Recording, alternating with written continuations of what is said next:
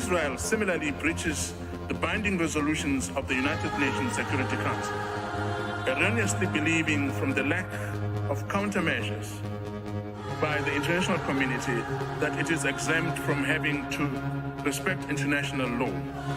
This institutionalized impunity has led Israel to engage in this genocide, which has shocked the conscience of humanity. Now, yesterday, in a massive development, the Hague-based International Criminal Court's chief prosecutor sought arrest warrants against Israel's Prime Minister Benjamin Netanyahu, Israel's defense minister, and Hamas leaders. It directly accused both sides of committing war crimes and crimes against humanity in Gaza and Israel. Netanyahu calling the charges against him absurd. What a travesty of justice. What a disgrace. And blasting the comparison to Hamas. The ICC has no jurisdiction over Israel. President Biden rallying to Israel's defense in blunt terms. What's happening is not genocide. We reject that. We will always stand with Israel. And when Netanyahu invokes Amalek, 1 Samuel 15:3, in the biblical text, and I speak as a Christian, I know the difference between those divine sanctioned genocidal commands, kill every woman, kill every child in order to procure our end. He's invoked a number of times. October 28th, he's invoked Amalek, that's genocidal intent. Now, 3 judges at the ICC will decide whether to issue the arrest warrants and allow a case to proceed with this. Now, this process usually takes about 2 months. The threat of arrest could make it difficult for the Israeli leaders to travel abroad. Warrants, and if they do, then Netanyahu could face arrest in any of the nations that are party to the court. Guys, that does not include the U.S., but does include most of Europe. Israeli Prime Minister Benjamin Netanyahu has suffered another diplomatic setback, this time from Israel's second biggest weapons supplier.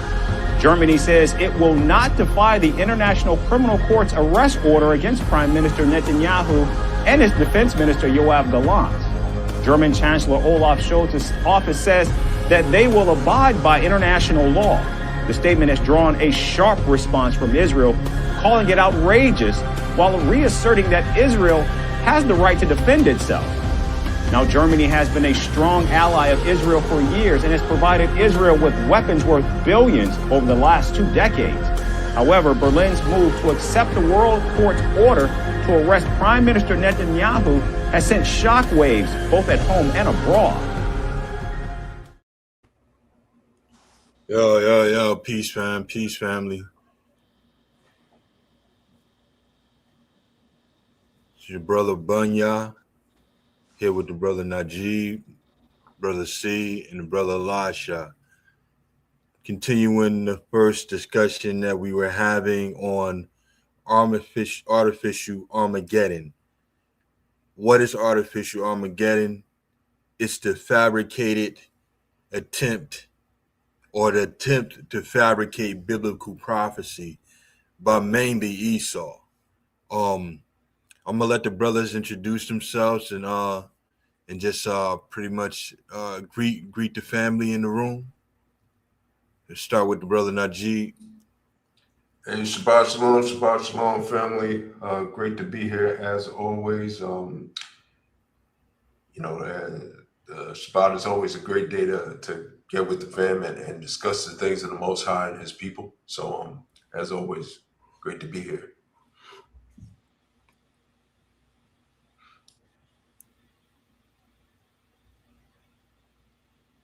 Brother Elisha. Hey, Shabbat Shalom to all the Israelite family scattered to the 4 corners of the earth. Hope everybody is blessed on this beautiful Shabbat day. Always remember to say, let us go. That's mainly why we're here, to expose the things that's going on behind the scenes. Some of the things wide open and out there on Front Street, but we want to tell these people to let us go, and the Most High is having the moving parts to move according to that, to let us go. Everything that's happening is happening for us, for the children of Israel scattered to the 4 corners of the earth. And one of the main pleas out there that's not being spoken by the nations is that all these things are happening because the wrong people are in the land, that the Most High is fulfilling His word out there. So let us go. Brother Cleo. Shabbat Shalom, peace and blessings to the book people and to those who are fighting against our enemies.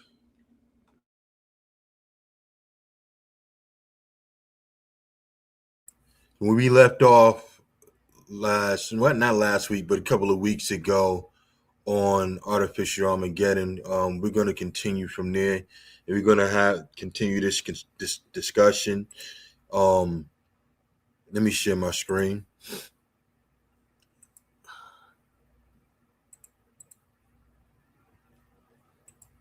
Okay. So where we left off at? Can everybody see the screen? Yeah, we can see it, bro. All right. So we left off with speaking on dispensationalism, the rapture, Christian Zionism, and the hastening of the second coming. Let's start with the rapture doctrine. All right. We spoke a little bit on dispensationalism. The rapture doctrine, which is basically how would you sum the rapture right? I want to hear brother's thoughts on this first. If you was to pair to say what you know about the rapture doctrine, what would it be? What are the main tenets of that? Any one of you brothers can start first. Well, the rapture doctrine is within the dogmatic religion of Christianity that one day, after or before the Great Tribulation and before the Antichrist starts to wreak havoc on the earth, is that the the hypocrisies are going to be raptured up and taken away from the tribulation, where everybody else will be left for 7 years to go through the Great Tribulation before the coming of Christ under the rulership of the Antichrist. But this is basically, in theological terms, Christians believing that they're going to be taken away from out all the danger that's happening on the earth.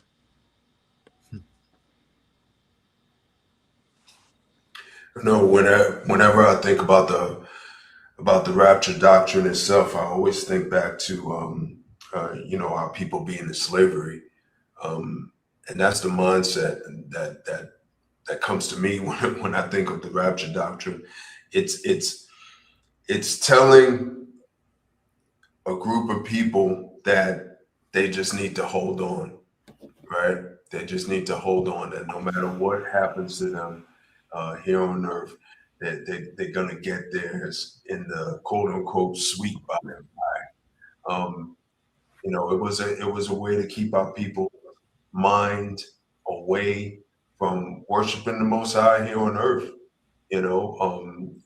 Looking for a place other than here on earth that is ours.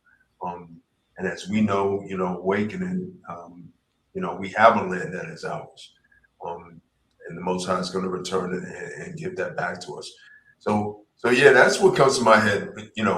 Really, just the idea of slavery and keeping people enslaved and keeping them in a mindset of not doing what they need to do here on earth, the here and now, in order to get closer to the Most High.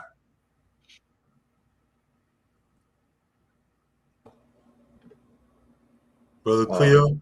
Yeah. What's your thoughts?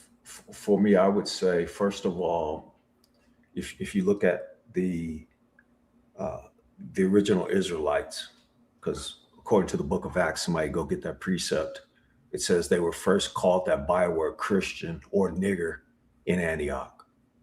So if they were first called Christian in Antioch, it took you almost 2,000 years for John Nelson Darby to come on the scene in the 1830s to come up with this for his people. And basically what it means to me is it's a get out of jail free card where you can do all these heinous acts on the earth to all manner of people. The 19 nations, the other 18 nations of people, according to Genesis, there's 19 nations on the earth. So you, one nation, get to do heinous acts to all the rest of the people.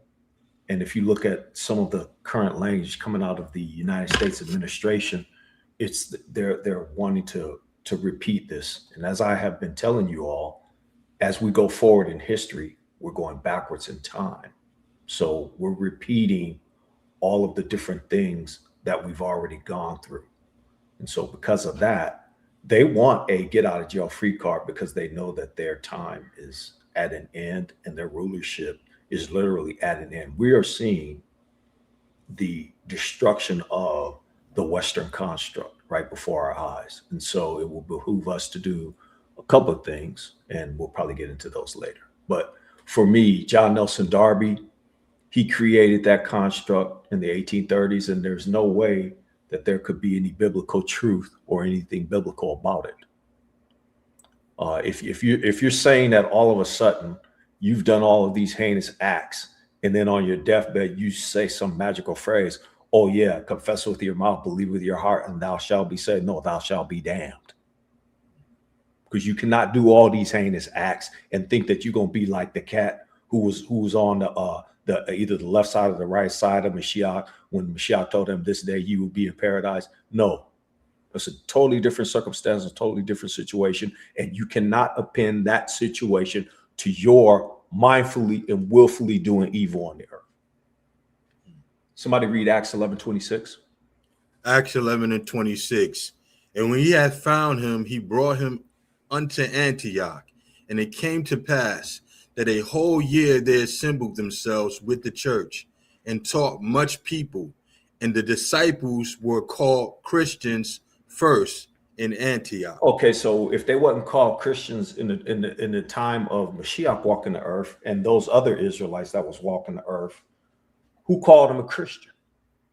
And then how is it that you have a whole Western construct with 50,000 different denominations? And when I say Western construct, the whole of Christianity, including the Black church, is controlled by Western thought.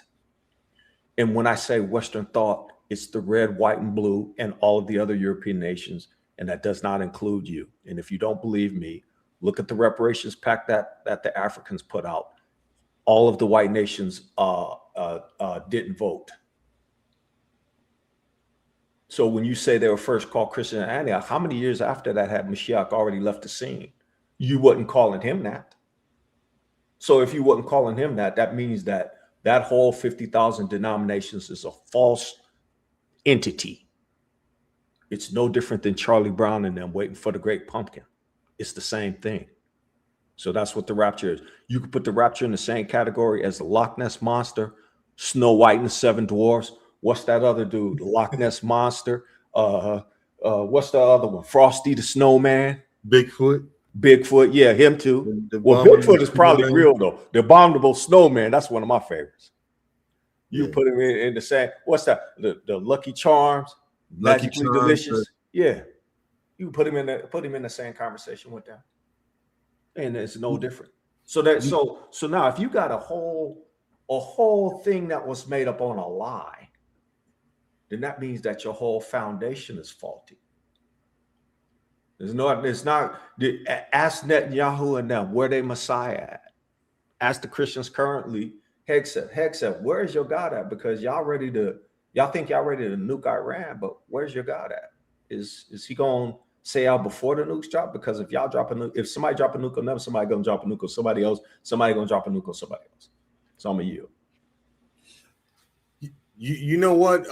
When I look at that word Christian, you know, I always believe that word was inserted there, you know, because typically when you have a byword, it's usually attributed to something negative, right? It's usually attributed to really to downgrade a person, you know. But when you look at the word Christ, that's not a negative word. That's a word of one that saves, you know, to be Christ-like, and you know that's attributed to being something positive. Now it says they were called Christians first in Antioch, but it didn't say by who, right? And I actually believe that when we see that word Christian, it's an insertion, and I believe that they were actually called niggers in Antioch, opposed to Christians. hold on for 1 second. Pardon me for 1 second. If you go into the Gospels, and the Gospels represent that the Messiah would come or the Mashiach would come. Israelites, Hebrews waited for the Mashiach to come. So our people were known as followers of Mashiach, Hebraically, and then we speaking in English terms of Hebrew words. So there was no followers of Christians. The original Christians, or at least the first time you had a set of Christians, was the ones who followed Mithra. This was over 100 years before Christ came to redeem his people, or Mashiach came to redeem his people. You had the followers of Mithra in the Greek, and they were called Christosians or Christos. They were Christians. And all the temples of Mithra were all throughout all the Greek provinces, wherever the Greeks resided, or the Romans resided, rather. And they had these temples to Mithra. And when you fast forward and the Romans decide to make Christianity the national religion, all those temples that were dedicated to Mithra, Mithra was a so-called Christos or Christian or anointed one. His mother was supposed to be a virgin. They didn't destroy those temples. All they did was reconstitute them to Mashiach and the saying on the Virgin Mary. So they just, and then you can look at that history. Every temple where they had those things, same thing where Mithras come from, Semiramis and baby Tammuz. All the Greeks and the Romans did was reconstituted to Mashiach. So they started to use that term Christian. They applied it to a deity that they were already worshiping in Mithra. And it later on through translation, they put that on us. But we waited for the Mashiach to come. Not even the word Messiah, but Mashiach specifically in our dialect.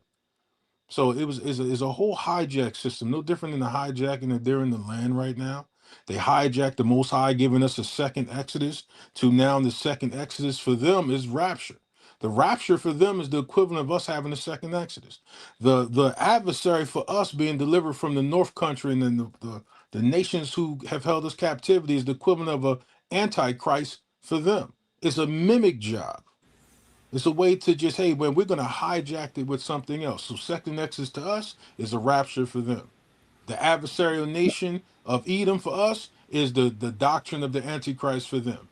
The Mashiach for us that came, the Son of the Most High God, the light that came into the world to redeem the Most High's people, that is now what for them? The Christian doctrine. So the whole mimic job permeates throughout the earth. Everything that was given us, they mimic it. In the land right now, they're mimicking us as the so-called Jewish people, even though there's no Jewish tribe. There's Israelite tribes. You don't hear about none of the other tribes to these people. The mimic job never stops. And now in the world, what do? If you teach 1 + 1 is 99,000, and it becomes a standard throughout the earth, the whole earth will teach 1 + 1 is 99,000. It's false, it's error no matter what, but because it becomes the popular opinion or the popular teaching, it becomes truth. And it's exactly what you got now. You have a lie that has been so entrenched that it's become truth now. You know what, bro? I say that a lot of people want that lie. I believe that not just Edom hates us, but the whole earth. That's why the earth is so readily able to accept their lies until it starts affecting them. You know, people will stand by and they see things happen to us. And, you know, you got people that come to this country and they say we don't got no culture. They say that, that we're lazy and all those different type of things that Esau been saying in order to downgrade us. But people accept those things, and I believe they accept it because deep down they're jealous and they hate us too. But they don't care until it start affecting them. But like I was saying, like I believe that there was actually called niggers in Antioch, and I believe that Christian word is an insertion, and that they do that in order to try to paint themselves into our scriptures like this. Can somebody grab that when it said they opened the book of the law and sought to paint their images where we were? You know, it's always been this deal of misappropriation with our culture and our scriptures and the scrolls. you know. But when I think about the rapture, I really do think that they use it also as a fear tool with our people, because I know people within even within my family who don't even read the Bible, but they believe the doctrine of the rapture, like, you know.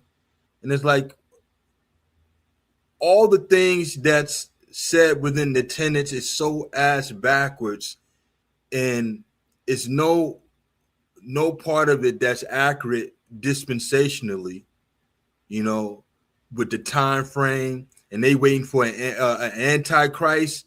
But when you look at the actions that they portray on the earth today and in the past, they would be the ones that's anti-Mashiach. They would be the dark figures or the evil ones that step on the scene and start causing all the chaos and corrupting man and doing all these different things. But yet they paint themselves as the savior, and people readily accept it until it's them. Like when those small hats were bombing upon the Palestinians and things like that, and they basically genocided those people. When they were doing that, nobody stepped in to help them, you know. And even as now, while the situation is going on with Iran, for the most part, is handling themselves. Nobody's stepping in and saying we got to stop these people, you know. So everybody allows the bully to come along and do what they're gonna do until it's them that gotta suffer for it, you know. And they sat back and they watch how people suffer. You know, you come here in this country and you parrot the same ideologies against us that Esau parrots, and then think like, well, why is this happening to us? Because you stand by and you watch this stuff happen. You know, you watch it happen to the children of Israel, the black people, you know. But then you say, oh yeah, this shouldn't be happening to us. And I think a lot of people are delusional on that end, because they don't want the stuff to happen to them, but they're all too comfortable with it happening to us, you know. Hey, Brother Barnia, you definitely hit the nail on the head with the with your statement that you believe that they were calling us nigger, because they actually were. They were using that word because the word actually means, it's actually a Hebrew word. It's Nagad, or my name, Najid, which actually means leader of an army. So that's what we were known as. That's what we were. But they took that word and used a derivative of that word to start to tease us. It's like saying, oh yeah, you're a leader. Yeah, you're a nigga. Like, look at your state now. Look who you are now. So there's no doubt. Certainly no doubt in my mind, and you know, records and looking at the definitions of the word, you know, no doubt historically that they were using that word to describe us. Also, that the word means black as well. So yes, you know, yes. Could you read Maccabees for me? Sure. I will start from 47 there. Then they fasted that day and put on sackcloth and cast ashes upon their heads and rent their clothes, and laid open the book of the law, wherein the heathen had sought to paint the likeness of their images. See, so this what we see in society today, with them copying everything that we do and then trying to claim it for themselves. You know, that's why I say we need to not have a religious discussion on this stuff, and have more of a cultural discussion, opposed to calling it like I don't know what a different religion. It's actually cultural appropriation. That's what Christianity is. It's cultural appropriation. When you look at the things that we invented in this country, that our people invented, the culture, the music, the food, the art. When you look at all these things, the inventions, and you turn around and you see other people being attributed for that, that's cultural appropriation. That's what it is, and that's what we need. That's what we need to call it, opposed to just Christianity, because every religion, and I don't want to say every religion, but I'll say the Bible and the Quran would not exist if it was not for our scrolls. If it wasn't for the tenets and the morals that our people were given by the Most High, those religions wouldn't exist. But just like everything that we do in this country, people take it and then try to claim it for their own, opposed to really, acknowledging the originators of where that came from. You got people in the rap industry. Everybody feels like they can say the word nigger now. Everybody feels like they can say different things and then say that we don't have any culture, while at the same time copying what we created. So it's interesting. The rapture doctrine, though, man. The rapture doctrine, and I think the brother Elisha laid out the tenets really great, and all of the brothers gave their perspective on it, and all of them are spot on. But I just to add my input, I believe it's a tool of fear used for our people. Oh, you don't want to be left behind. It's the polar opposite to what we actually believe within the scriptures, like Elisha was saying. It's their version of what the scriptures actually say, which is it's like the dark side of things. But just to continue the discussion, what are you brothers? Anybody else got any thoughts on that? Yeah, I just have one last thing. When you say the left behind, I find that kind of funny because we're at the bottom of the barrel. So technically, we've already been left behind, and that there's nothing that you can do to the so-called African American that hasn't already been done. That's point number one.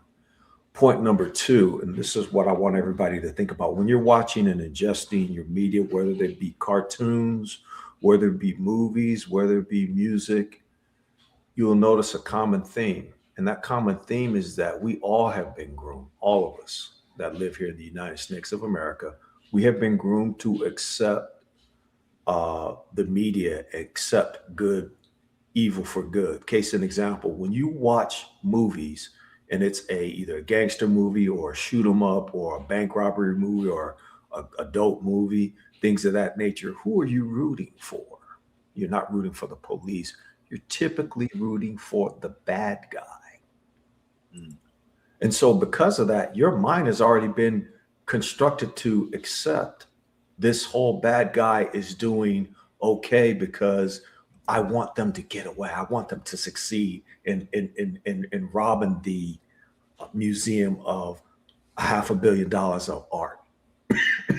And I want them to get away. Yeah. And so you're rooting for them just like you're rooting for the rapture, just like you're subconsciously rooting for evil to rule. And so keep that in mind as you adjust media, that you should have a proper perspective. And I'm guilty of it too. But just keep in mind that the attack on your spirit person is every aspect and every level of your life, and not just openly, overtly, your enemy being Esau, if that makes sense. Yeah, brother Clear, I just want to add something to your previous statement, which is definitely profound, that the culture here is to root for the evil. When the Bible says, woe unto those who call good evil and evil good, put light for darkness and darkness for light. The Bible says, woe unto that. But every movie you watch, you're rooting for the bad guy. You're rooting for the person stealing somebody's wife, or the wife that's stealing somebody's husband. You're rooting for the thief or the murderer. And then even in your politics, which is one of the most profound, they say everybody should vote, have a voice. But you're rooting for one evil person over the next. And it's almost like you capitulate to it, because if the person doesn't align with you totally, they say, well, at least pick the one who aligns the most. So maybe they agree with abortion, but maybe they don't want to do taxes. So you say, okay, well, I'll vote for them because there's no taxes, but now you got to agree with abortion. And maybe the other one says, well, I agree with religion, but I don't agree with, childcare. So now you find yourself voting for that person. You got to capitulate to no religion and vote in means of getting childcare. So you're always put in a position to choose evil and to avoid the good, even if there's two evils there and no good there. They say, okay, well, vote between the evils. So no matter what decision you make in the snakes, no matter what decision you make in any Western power construct, you're always put in a position to either verbally or physically or through your eyes or through your mind's eye to choose evil in some way, shape, or form to capitulate to it, which separates you from the Most High. Oh, that's powerful, bro. Because I was just watching like this video where someone was talking about they don't even like watching like these love stories and stuff that the movies are put out, because if you notice, every time it's a love story, it's always involved some cheating going on, but they make it seem as though because you might have had felt a certain type of way when you was younger about this person, that it's okay for them to step in and steal you from your husband and things like that. You know, they always do that in every love story that you watching. There's always another guy getting cheated on, or a husband being left, or they always do that, and they make it seem as though like it's okay, like, oh yeah, it's the one true love, the one that but meanwhile you got this guy on the side that's been taking care of you, right, and your husband, and they have it so this guy's okay with this stuff too.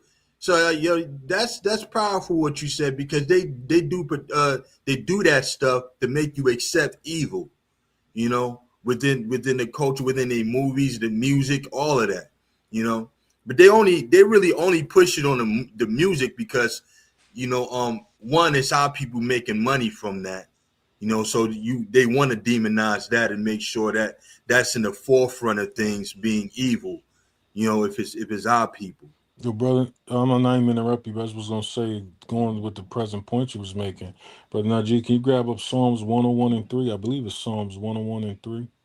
It's like something our father David said, because we look at certain things as like trivial.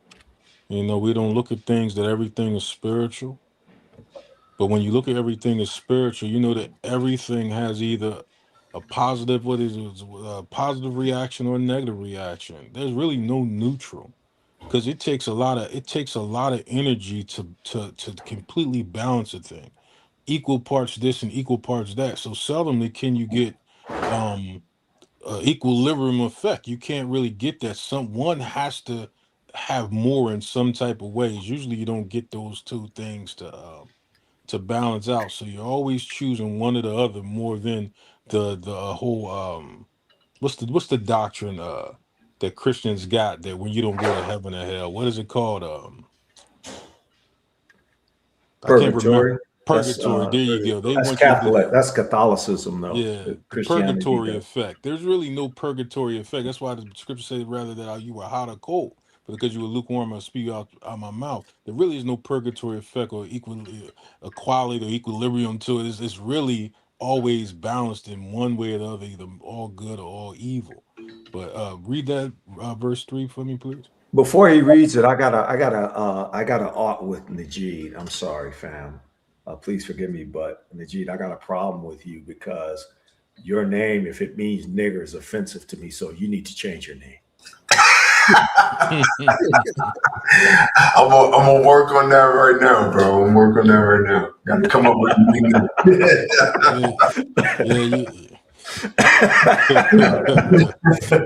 Yeah, that name is DEI. He got I am appalled. No, Najee said his name is the root. Najee said his name is more the root than the offshoot. He said his mean leadership. No, I'm gonna I tell. don't know, man, but you gotta look up the word Rosh in Hebrew, man. Rosh usually means top leadership, captain. So, we gotta see where that non or that noon prefix is what running with the leadership. Yeah. Now I'm gonna tell a quick story. So this is Najee is my actual name. It's my actual name in Hebrew. And the oddest, craziest thing, I'm just telling this story real quick before I read this verse. My father named me. My father named me Hal. I've always hated that name. I've always hated my name until I found out that in Hebrew, it actually means Najib, which means leader of an army.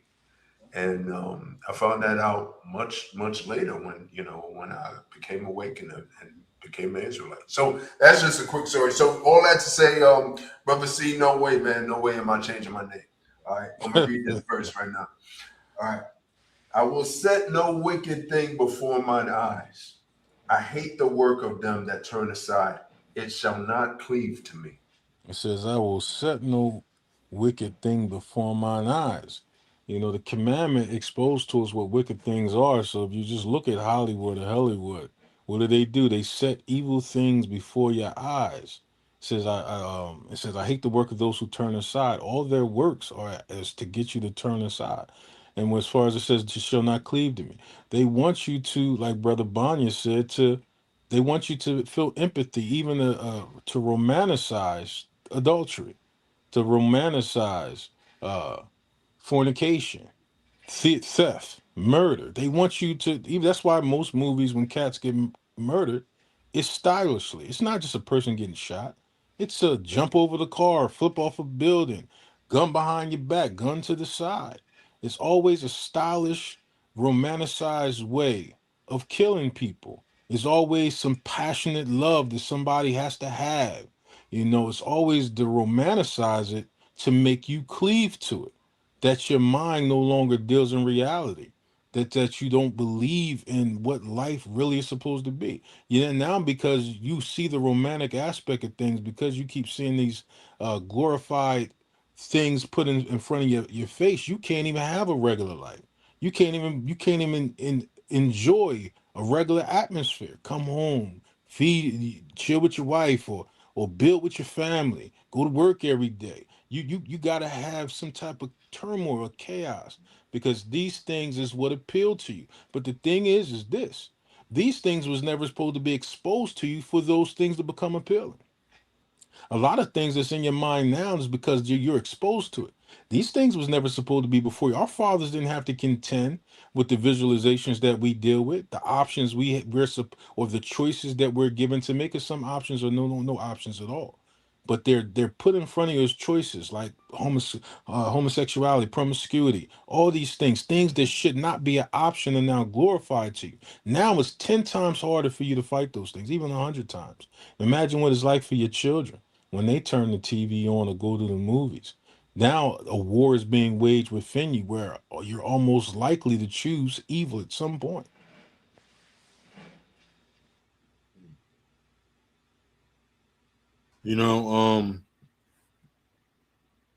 Here's the difference between what we believe and what they believe, right? I want to share my screen real quick.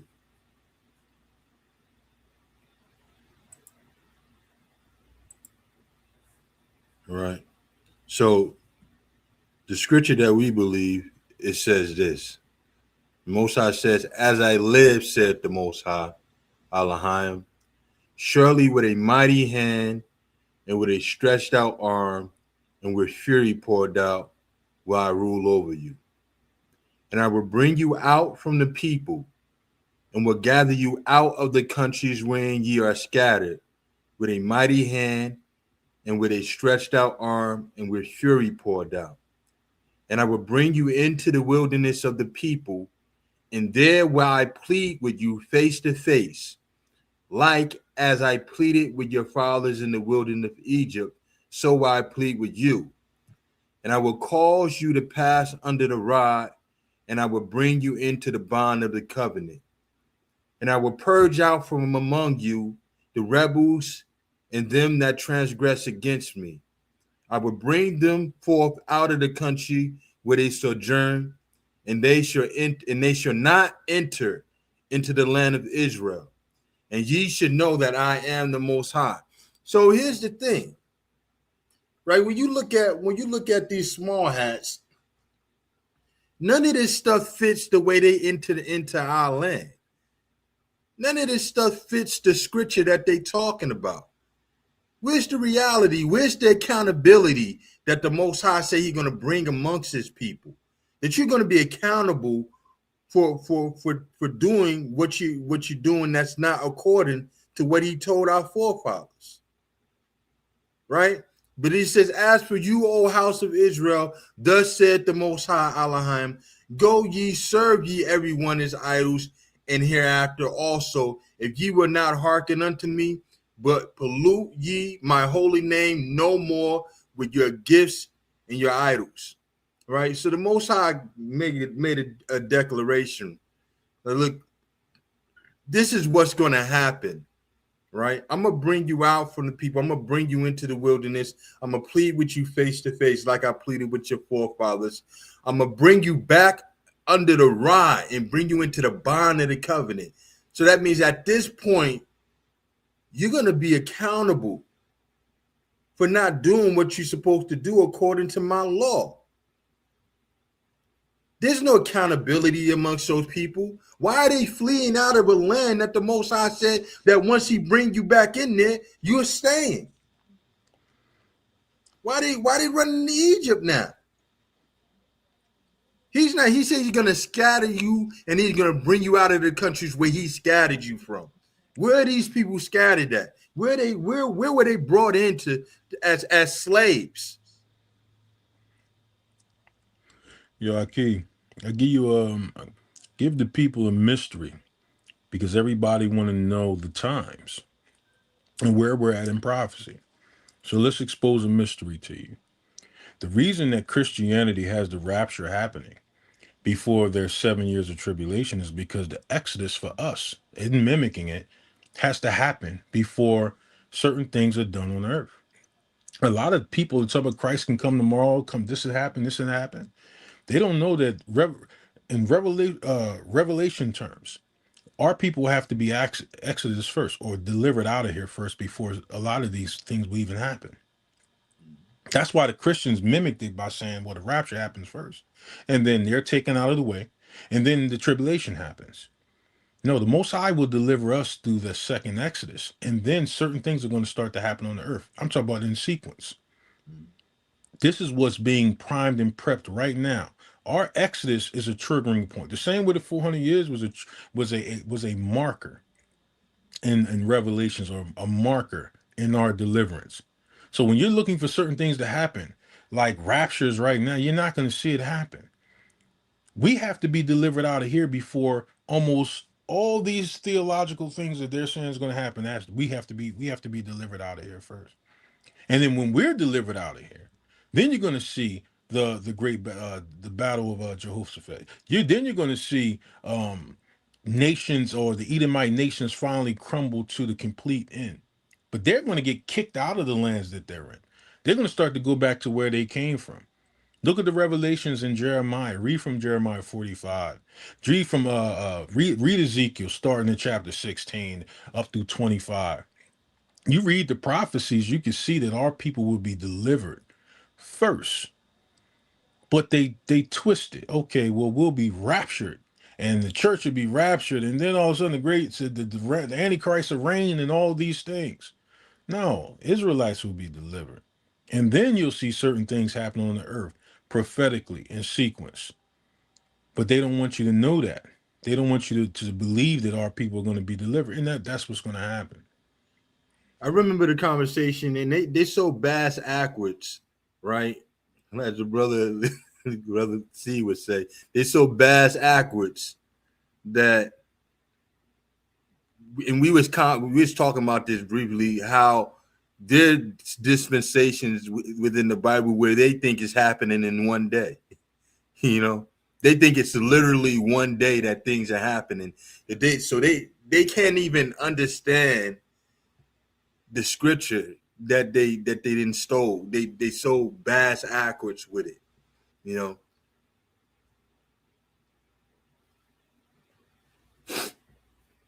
But the reason they think it's going to happen in one day is because they don't know that 1,000 years, that they'll say they know that the 1,000 years is one day in the kingdom of heaven, or the one day is as 1,000 years here in the kingdom of heaven. So when you say the day of the Lord's vengeance, you see, if you go into Jeremiah, was it 45, Brother Najee, 45, 46, and start talking about the judgment of Egypt, then start talking about the judgment of the Philistines. But the first thing it says is the judgment of the nation, of the Gentiles. Why is it that they think it was only talking about King Necho, the Pharaoh Necho? Why they think it's only talking about him when it literally says this is talking about Pharaoh and the Gentiles? And then it breaks down the daughter of Egypt.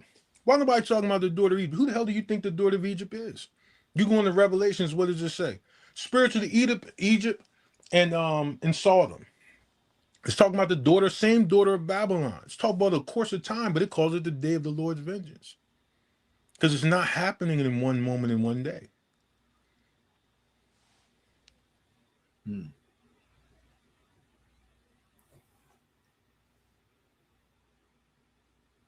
Anybody have anything to add on that?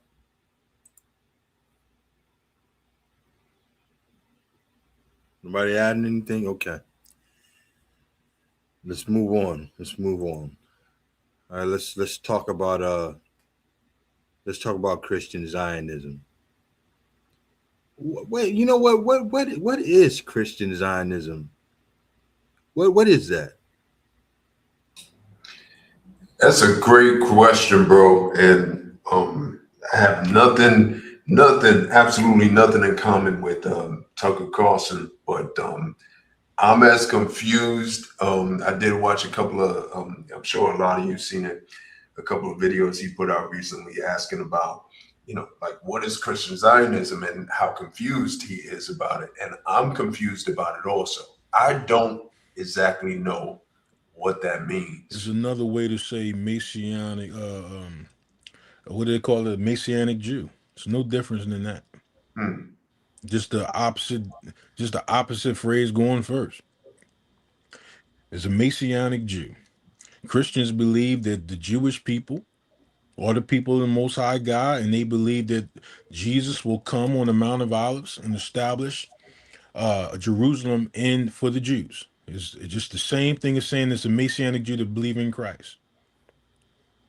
To take that a thought further, it's also the belief that the people who are in that land right now are supposed to be there. It's their birthright, and that the Greater Israel Project is a noble cause, and they stand on the one precept: I will bless them that bless them and curse thee that curse thee. They'll stand on that precept and hinge everything that they believe on that precept. So the centerpiece of it is the Greater Israel Project. And I'm sorry, go ahead. Oh, I'm sorry. I didn't mean to. Sorry to interrupt, brother C. But I do have a question. So that understanding I can get. But what is the Zionist link to Christianity and who they believe are the children of Israel? Because if I'm thinking about Scripture, the one thing that is clear is that those in the land of Israel now don't believe in Mashiach.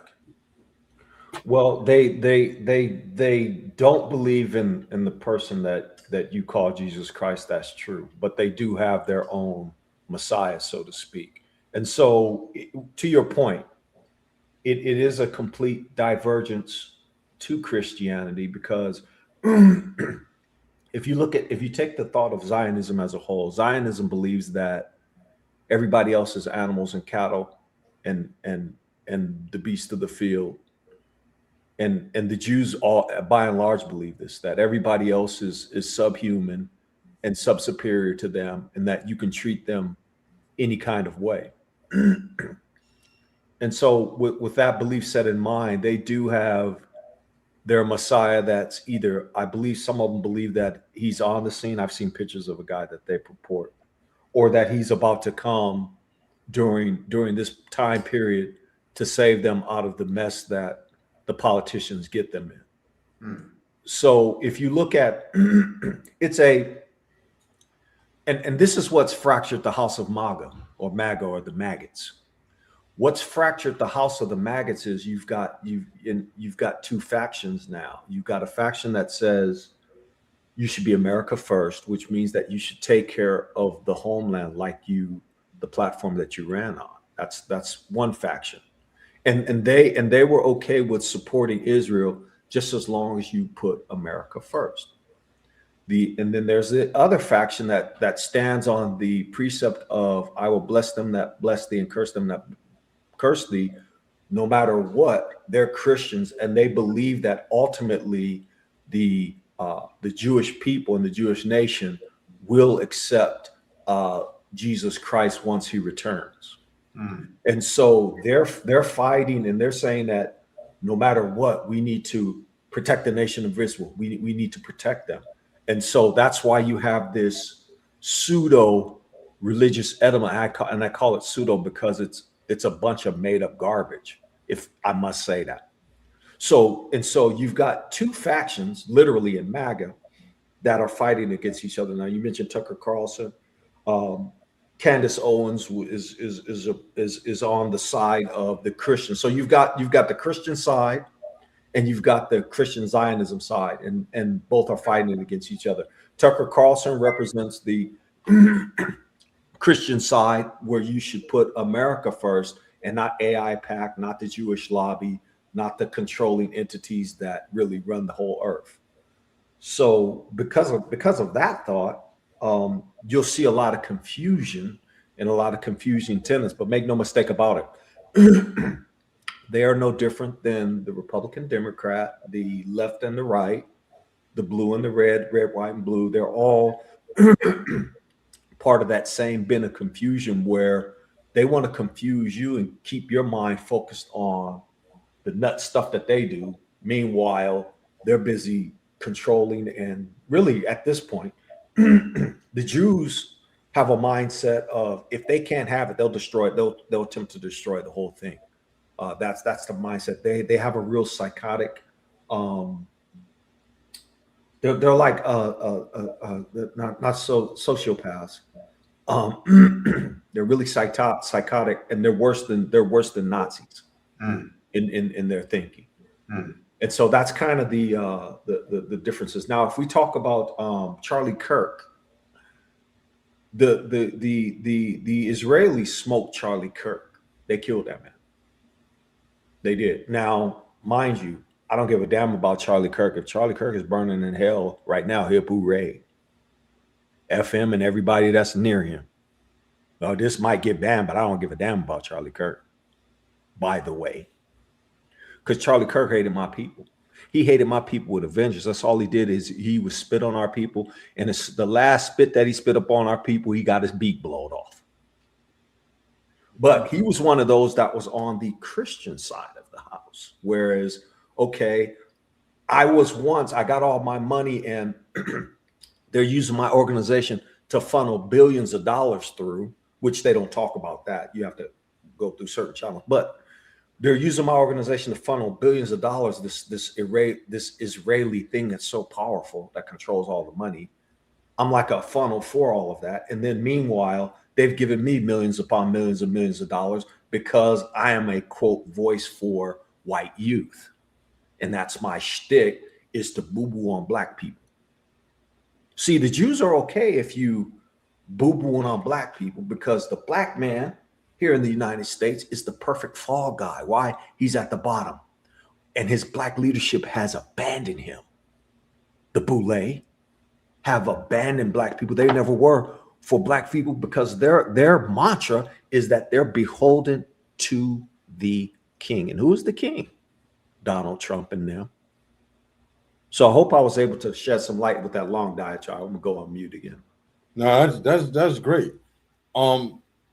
When I think about Christian Zionism, I mean, I'm looking at the root word Zionism, but when I see Christian and we talk about why would they accept them, knowing that these people are antichrist, I understand that the Christianity that they're talking about is more than likely the right wing Christianity, which is a tether to connect all the other Christianities to it, to connect all the other denominations to it, right?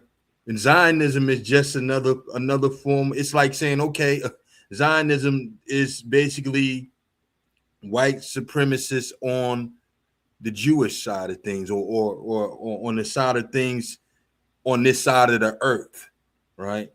Because when you talk about Christian Zionism, you have those that support it over here, but you have it actually over there, right? You have Zionism over there, which is basically Esau taking over our land over there, and you got Esau taking over our word over here, you know? But I think right wing Christianity is the tether to all of those things, to connect all the denominations to it. So that's why they're able to support them, because it really doesn't matter, you know, what they believe, as long as they're white. You know what I mean? As long as they're Edomites, or they white, or they look like that, then they're able to say that, you know. But I say this: what if you know, if they understand, if you bless Israel, you'll be blessed, and if you curse Israel, you'll be cursed, and then not consider the people that you've been cursing all along, right? And the people that you have not been blessing, right?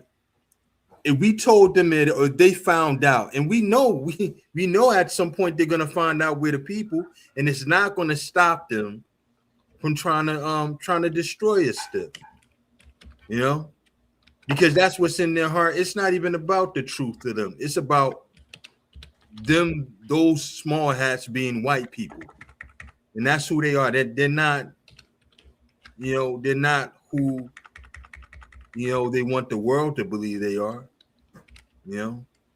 So they're able to support each other just because they're white. That's what I believe. That's one of the most salient points in this whole discussion, because it all revolves around not the hidden ones. It all revolves around these pale looking people.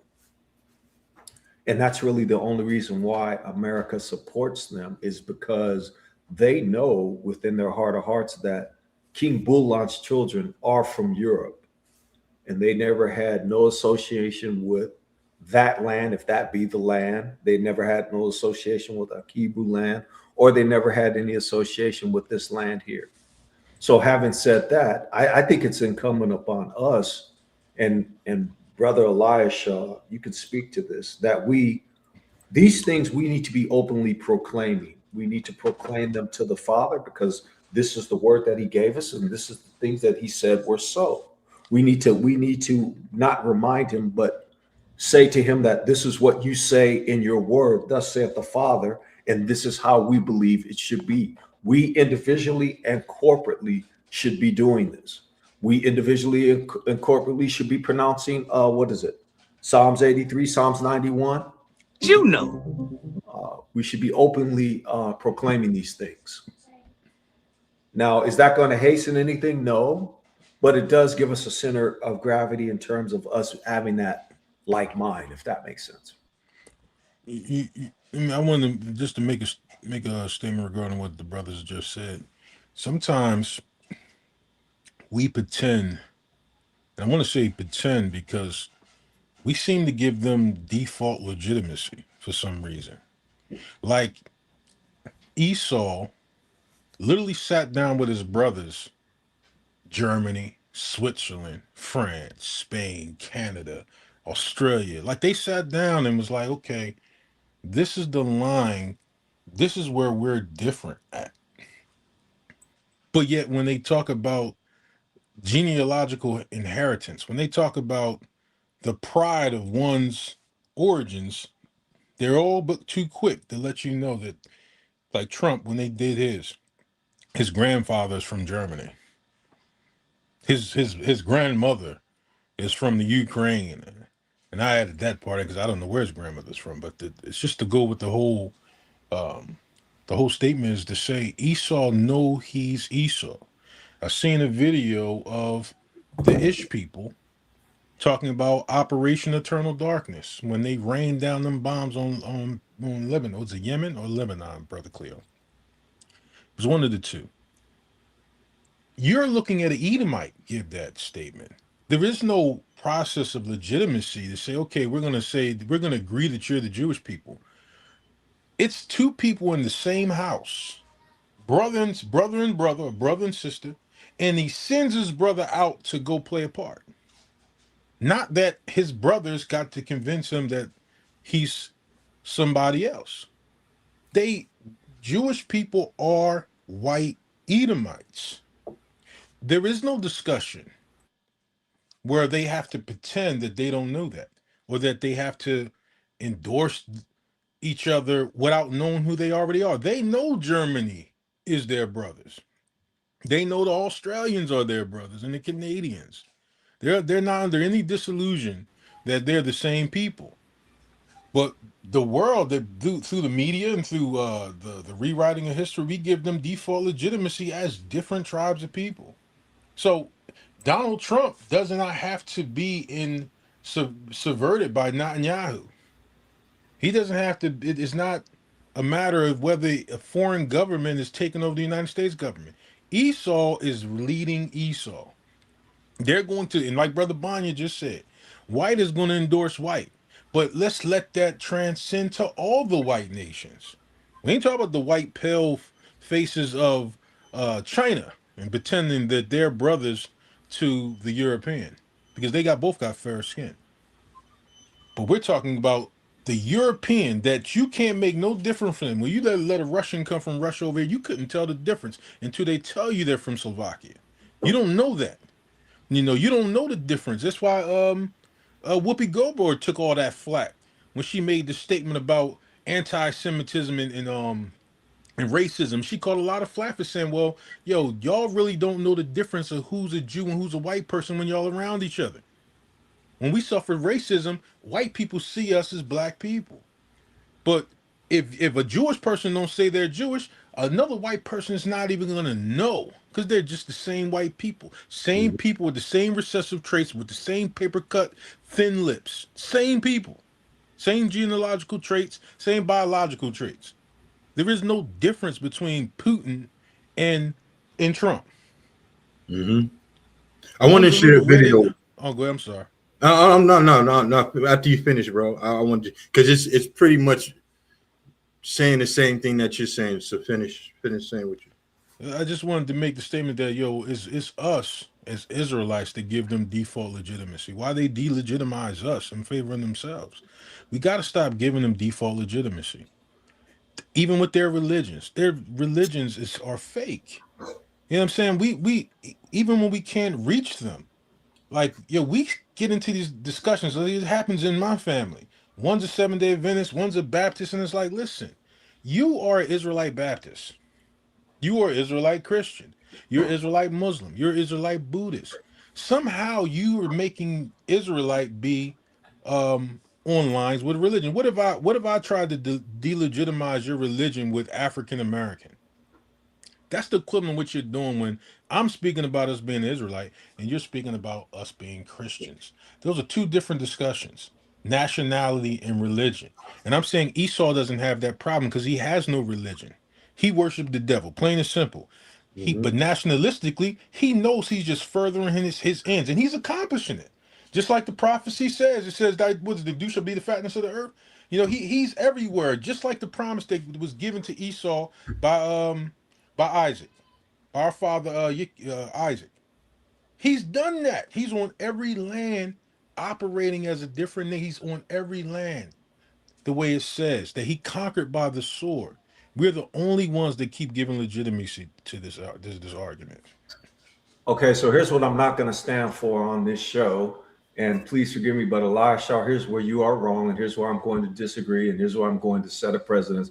There will be no Putin bashing on Salt of the Earth program, because he's our brother. He's one of us. He's an Israelite. And he's been grafted in. And he put out the icon, so you will in no wise bash. Yeah, Putin, that is my nigga, man. Putin is my nigga. So I wasn't including Putin. Come on, That's man. You bash Putin every chance. You brothers hate Putin, man. I don't know why y'all hate him. But just for the record, for those of you that think I love Putin, Putin is no different than Donald Trump in my eyes. If the father says he created good and evil, he gonna put in Putin's mind to do good and evil, just like he put in that child Trump mind to do good and evil. Check out what Eddie Griffin said right here. Let me share the screen real quick. Can y'all see it? Yeah, we can see it now, bro. Yes. Check this out. Make sure. Okay. Did you know that Benjamin Malachowski, yeah, that's his birthday, graduated high school in Philadelphia in the continental United States. This mother ain't even from over there.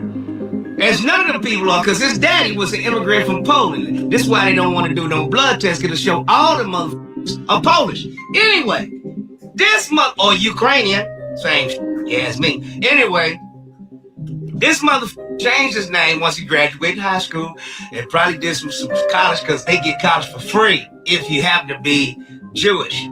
You get free college in the continental United States if you're Jewish, but we gotta pay student loans and all that shit. Huh? And guess who's paying the bill for them getting that for free?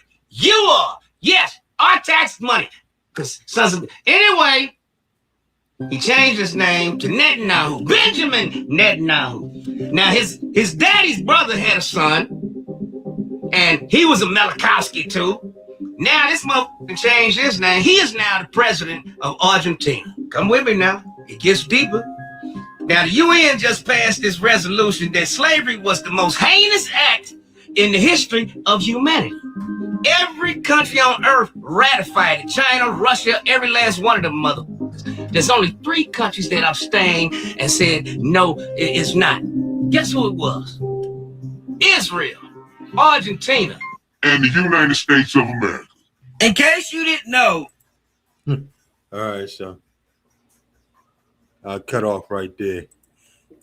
So that's basically saying the same thing that the brother Elisha was saying.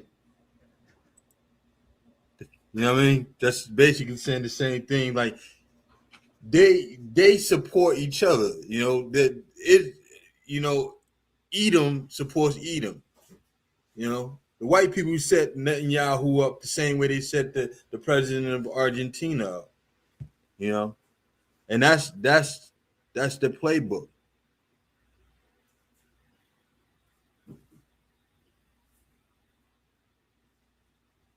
Let me give you a good example of something that happened in boxing. The Klitschko brothers said no matter what, they would never fight each other. Never. But the Charlo brothers, there is a price from which the Charlo brothers will fight each other. Because one is dangling the money and one is the dangler. Esau don't have to fight their brethren. You don't see Esau outside of when they was splitting up the United States of America, and that largely was because they wanted to see who controlled us, because they knew we was the wealth and we was the blessing. He was like, hell, we're willing to fight each other when it's over the real Israelites.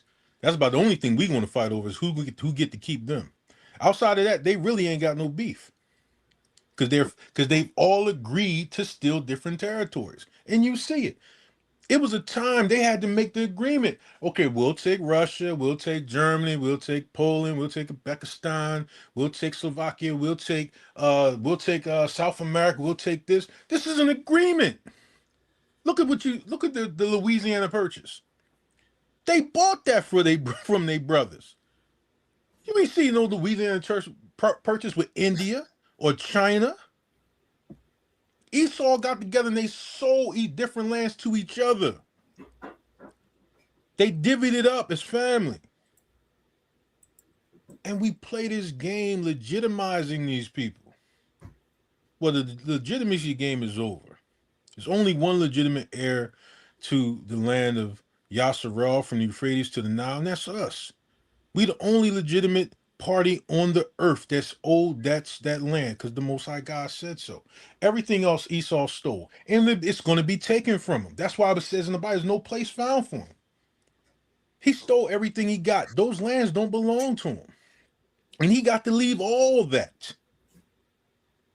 And then y'all want to turn around and give Israel to him in the kingdom to come? The lands the Most High taken from him by force, with the word of his mouth and the power in his hand. And then we're going to turn around and say, well, we see that he's taking everything else, but why don't you take our inheritance in Israel under churchianity? Y'all don't got the right to do that. I don't want them to have my part. And the law forbids us. If anybody ever read the law, no man can sell another man's inheritance. The father can't sell his land and pass it down to another person within our own families in the law. You niggas can't sell that stuff to them through religion. We can't do it with each other. Anything that we sow has to go back into Jubilee. So religion can't allow them to come along and make a purchase that's not within our power to give, even if you don't know you're doing it. And they think that's what they did. They think they accomplished that.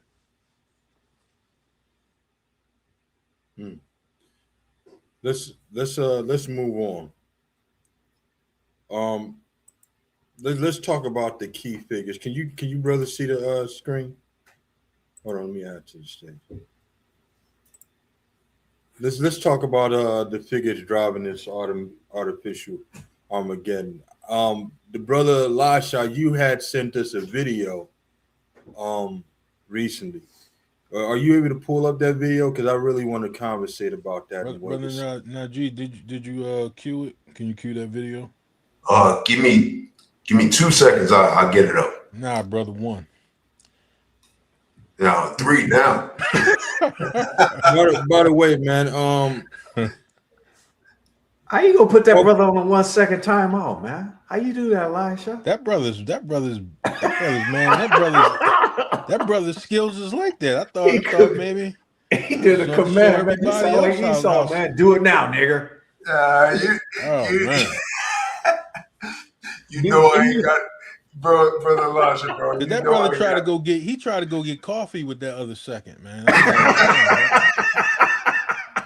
Well, you got me there, man. You got me. All right, no. Do me a favor, one of you brothers. Could y'all read off these figures, these key people, and in some of the things that they're involved with? One of you brothers read that off for me. So, brother Barney, you want me to take the video off the screen, bro? You put it up already? Yeah, it's up now. Y'all can see it. Okay. Before you play the video, I wanted you to read these key figures off. Let me see. All right, let me stop sharing, and I'll let you share the presentation. Okay, so if you don't mind, just read this off real quick. Read the key figures in some of the things they're involved with here. And before you do, man, I want to give credit for this PowerPoint that the brother C. He did an awesome job with that, and thanks again, brother. Oh, you're welcome. All praise to the Father. Give all glory to Him. A great job, brother. All praise to the Most High. Absolutely. All right. First, Pete Hegseth, Secretary of Defense. And real quick, didn't they change that to Secretary of War? Isn't he like? Yeah, I don't know if they're using them interchangeably. That is correct. And you're right, Elisha. That term is used interchangeably, and it's used interchangeably by 2 different factions. So you'll have the MAGA faction that are Zionists that want war. They'll say Secretary of War, and then the regular old heads and the common folk that don't necessarily want war will call it by its original name, Secretary of Defense. Wow, that's something. All right, tattooed with the Jerusalem cross, host Pentagon prayer services, frames the Iran war as a civilization crusade for Christ against Islam. Which is going in line with the video we're going to show. I actually got another one too, but that's actually in line with that. Okay, Brother Bonnie, you want me to read them all off, or you want to stop there with Pete Hegseth and then show the video? Let's show the video. All right. I'm gonna show you. Let me get that out of here. Remove it. All right, so yeah, show the video now. All right, give me 1 second. All right, y'all can see that? Yeah. Hegseth is waging war, and he thinks God has picked a side. Hold on. And those who hated me, I destroyed. Hold on. Could you full screen it? That's as full as I could go. I think it's a short. Well, we have a longer version of it, bro. I'll send the link to your email. But can you increase the volume? I'm gonna send you the other one, which is I think is more. It might be 6 minutes long, but it goes into everything he said when they introduced him. Oh man, I messed up. Hold on. There we go. No problem. Let me know if is this louder? But there was none to save. They cried No, to the it's Lord. still pretty low. Okay. I'm not sure how to make this any louder. So, can you guys hear it at all? Very, very low. Almost a whisper. Okay. Yeah. The way this is up on my system, I can't make the volume any louder. And I'm trying here, but I just can't. Well, just go ahead and play it, brother. And like I said, I just sent you another video to your email that gets into the, probably a little bit more of the speech, but just play it, and if people can't hear enough of it, we'll just play that one. All right, here we go. Secretary Pete Hegseth is waging war, and he thinks God has picked a side. And those who hated me, I destroyed. They cried for help, but there was none to save. They cried to the Lord, but he did not answer them. I beat them fine as dust before the wind. I cast them out, an overwhelming violence of action against those who deserve no mercy. He's praying for, quote, overwhelming violence against America's enemies. And in that same speech, he calls on God to break the teeth of the ungodly. This isn't just a blurring of church and state. This is the Old Testament language of wrath, of holy war, an approach reportedly alarming military leaders, legal experts, and veterans all across the country. And it's making this war with Iran feel less like a military operation and sound more like a crusade. That speech was part of the Pentagon's new monthly prayer service, which on its own is a departure from military norms.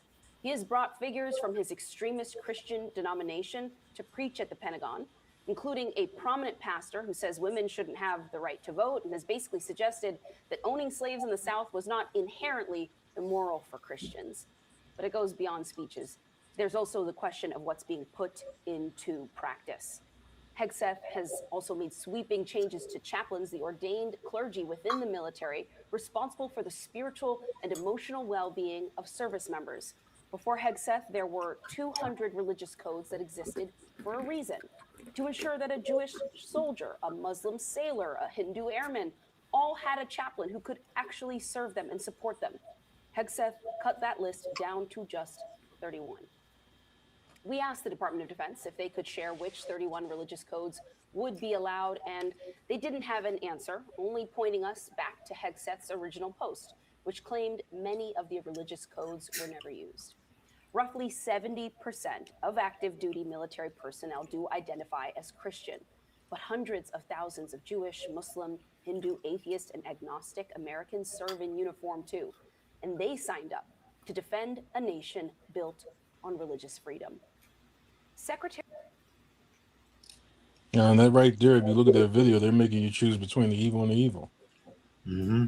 In our monarchy is only one Most High, so you would only serve him. But even in the adverse position, that the female holds is, okay, we chose a spot for religious freedom. We actually chose for the opportunity to worship whoever we want to worship. So even it makes evangelicals or Christians, make them feel like they're on the right side of that equation because they're trying to single things to a Christian perspective. And if you go back to Trump's inauguration, he didn't even put his hand on the Bible. He's like one of the first presidents that didn't put his hand on the Bible. But take a look at his wife. I actually screenshotted a picture of it. I'm Brother Bond. I know you want to, bring it home. I just wanted to throw this out there real quick. If you go to Trump's inauguration, he doesn't put his hand on the Bible. His wife holds the Bible, if that's indeed what she's holding. And you can see this hat on her head, and it's covering her eyes, almost demonic even. His son is to the side. Barron Trump is to the side, looking like he's void of any blood in him and anything. He looked like a straight up, what they call a skinwalker. But anyway, his wife is sitting there and she has no eyes whatsoever. Her hat is covering where her eyes are shadowed out. And she's the one holding the Bible, almost looking like some type of demonic entity herself, or some type of I don't even know what the way to say what she, but I did save the picture and I want us to show it when we get a chance.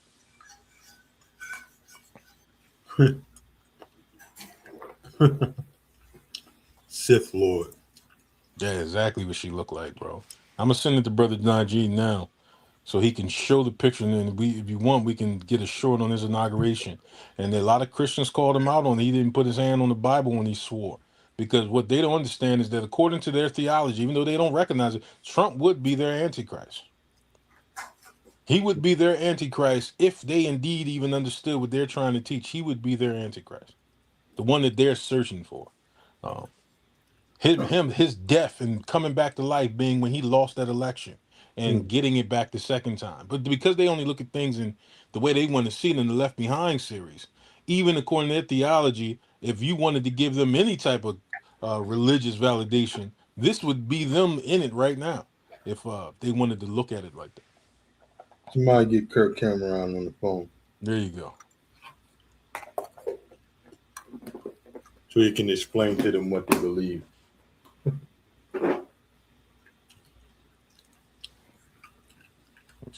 Yeah, so he's talking about break the teeth of the enemy, while at the same time Esau getting their teeth broke all up over there in Iran. They're over there in Iran. They over here acting as if they winning. I tell you, man. If Barack Obama had did any of this stuff that Trump been doing, it'd have been a complete outrage. Which leads me to this video right here that this brother said on me. I sent that picture to you, Brother Najee, when y'all get a chance. Look at that.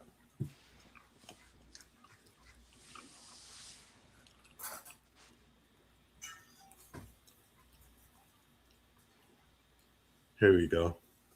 Because there are no black people. What?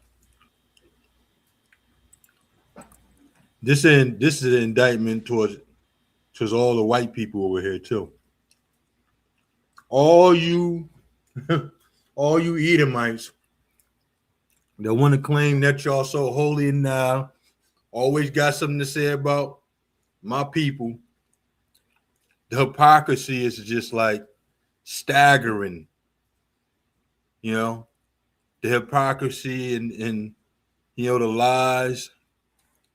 They always stating that 1550 population bullcrap. Explain this though. Explain why this is going on. Esau, white people. You see all in the comments, and they talk about that young boy Carmelo Anthony, the racism and the garbage they be spewing about our people. It's just like crazy. But why this? Why this? Explain this, white people. Americans are not doing anything about the Epstein file. White Americans are not doing anything about the Epstein files because there are no black people in it. White Americans are sitting down keeping quiet about the Epstein files because there are no black people in it. If they release a version of the Epstein files right now that details over 200 to 300 black people in it, fucking little European girls, I can guarantee you the entire white population in America is going to get up in arms and they're going to get guns and they're going to find everyone involved. The reason white America hasn't done shit is because it's white people. Let it come out that there's been at least 200 black men who've gone to the fuck little. White Americans are not doing that.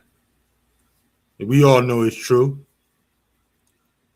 We all know that's true. You know, you all know that you know, Trump ran straight to the Iran war because he didn't want that. You know, these guys is just depraved, bro. You know, they're depraved. But let's get back to the figures driving the artificial Armageddon. Yeah, just real quick, let me just share this. Just share this pic that there we go. Brother Lasha wanted us to see. If you look at that's Barron Trump on the side, looking like one of them. What's the ones from Blade? The vampires. The one of the vampires.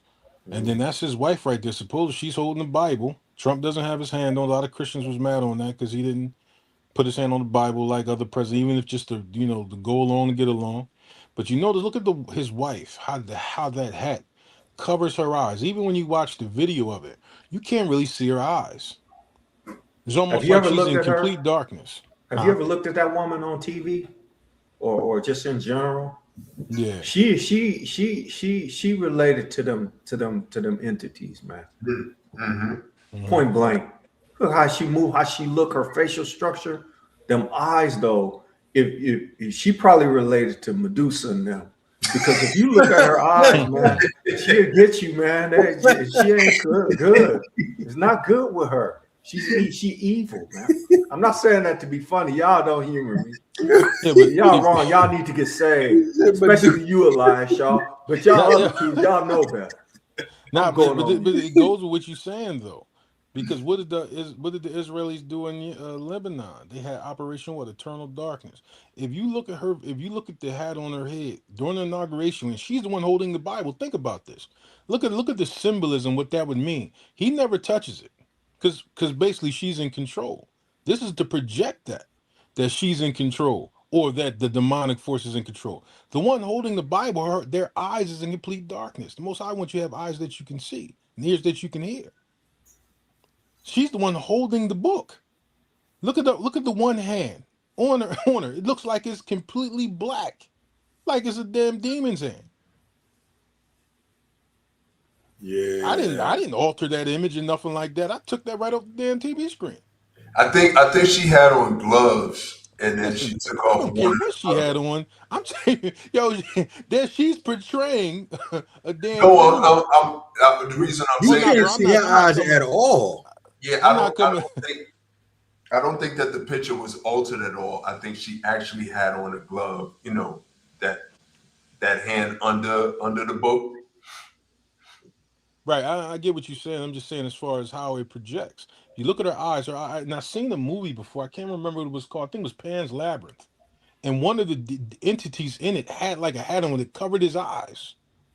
Now you look at her. I mean, look at the video. You can't really see her eyes at all. But like I said, most presidents do touch the Bible and they swear that oath, even though we know they don't serve the Most High God. They run around with them demons and Nephilims and all that.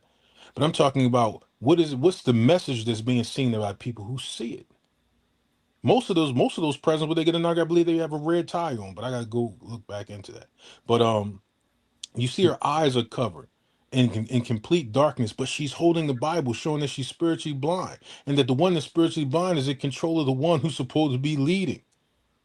I'm just saying, if you look at the symbolism that they're portraying here, why is she holding the book? Man, and then the hand is holding. Need to be covered, man. They need to be covered, man. Because I'm telling you, when you see her on TV, and she look otherworldly, man. She She got to be related to them Nephilim or somebody she cut with some kind of alien, or her DNA is probably double O negative and O positive at the same time. She had two different blood types running in her, man. Because that lady, look, y'all get a picture of her. Bring up a picture and then look at her eyes, and then you'll see why she have them covered. Yeah, they saying with the son, it looked like a family from American Horror Story or something like that. Like, yeah, well, they're his son look like Damien. Right, then that's just the projection that they're giving. He said Damien from The Omen. Yeah, you like the don't you look like the kid from The Omen? Well, you know who remind me of that is Kushner kind of give me that vibe. That whole Damien kind of vibe out of all of them. Him and this dude. And this dude is kind of tall too. He about 6'4". Damien. You're a fool. Stop, man. Yeah, that was some of the. I look back at the movies, the Omen movies. That was some of the most dumbest movies in the history of the earth, man. Mm-hmm. Because they perpetuate that same whole white antichrist coming back, taking over the earth, which they already got rule over the earth. So why would they need him to come back and take it over when they already run the shop? Doesn't make any sense. You got the wife over there looking like Kung Lao.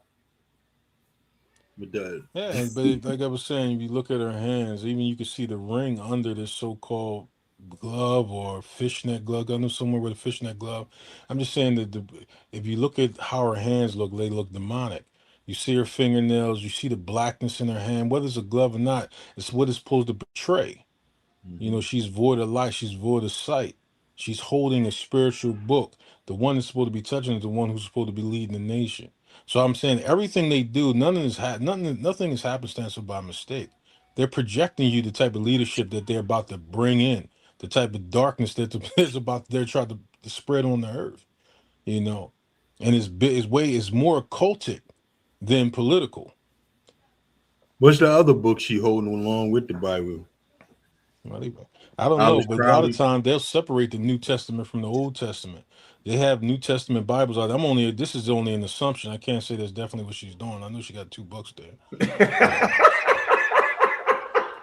I'm sorry. Yeah, throw some of the comments.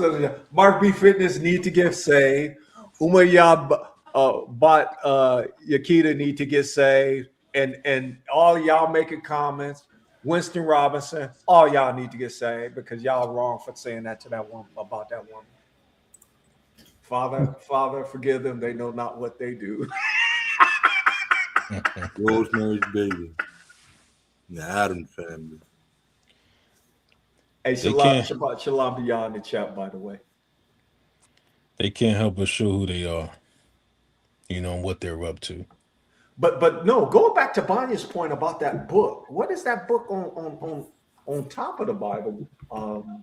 Is that a book of sayings, a dark magic, or you know, did that conjure up jinns, or is that the book she used to keep him in line? That's Alex Crowley's book. And there's morals and dogmas right there. Yeah. I believe that. There's something to that, man. I mean, I've never seen nobody with 2 books before, but in which hand did she want him to put his hand on? The one with the gold or that one underneath it? But look at her hands. Look at how the one the index finger is going out, the other 2 fingers are folded up. Everything with them is occultic and has meaning to those who see it. Everything, the colors they wear, you know, how they articulate themselves. This is the message that they're sending out. You know, a lot of times none of this stuff is by mistake. Just look at the position of her hands. You know, why is the one finger pointing to the hand in the darkness, or that looks like a demonic hand? We need to do a search on, see what that other book is, if there's even any information on it. I'll do a dive on that right now. But the whole point is to say that You could see by the leadership. Look at some of the operations. Operation Eternal Darkness. That's the last one that these so-called Israelis did, where they just basically killed over 200 civilians in was it Lebanon and Yemen. Now you literally fired on civilians. You killed over 200 and something of them, and you called your Operation Eternal Darkness. What person of light names a mission of murder Eternal Darkness? Well, ain't that what they're supposed to go into when they hit that fire? Eternal Darkness, where they be weeping and gnashing of teeth. It's funny that your operation is a representation of that. But these are the Israelites. What? These are the chosen people.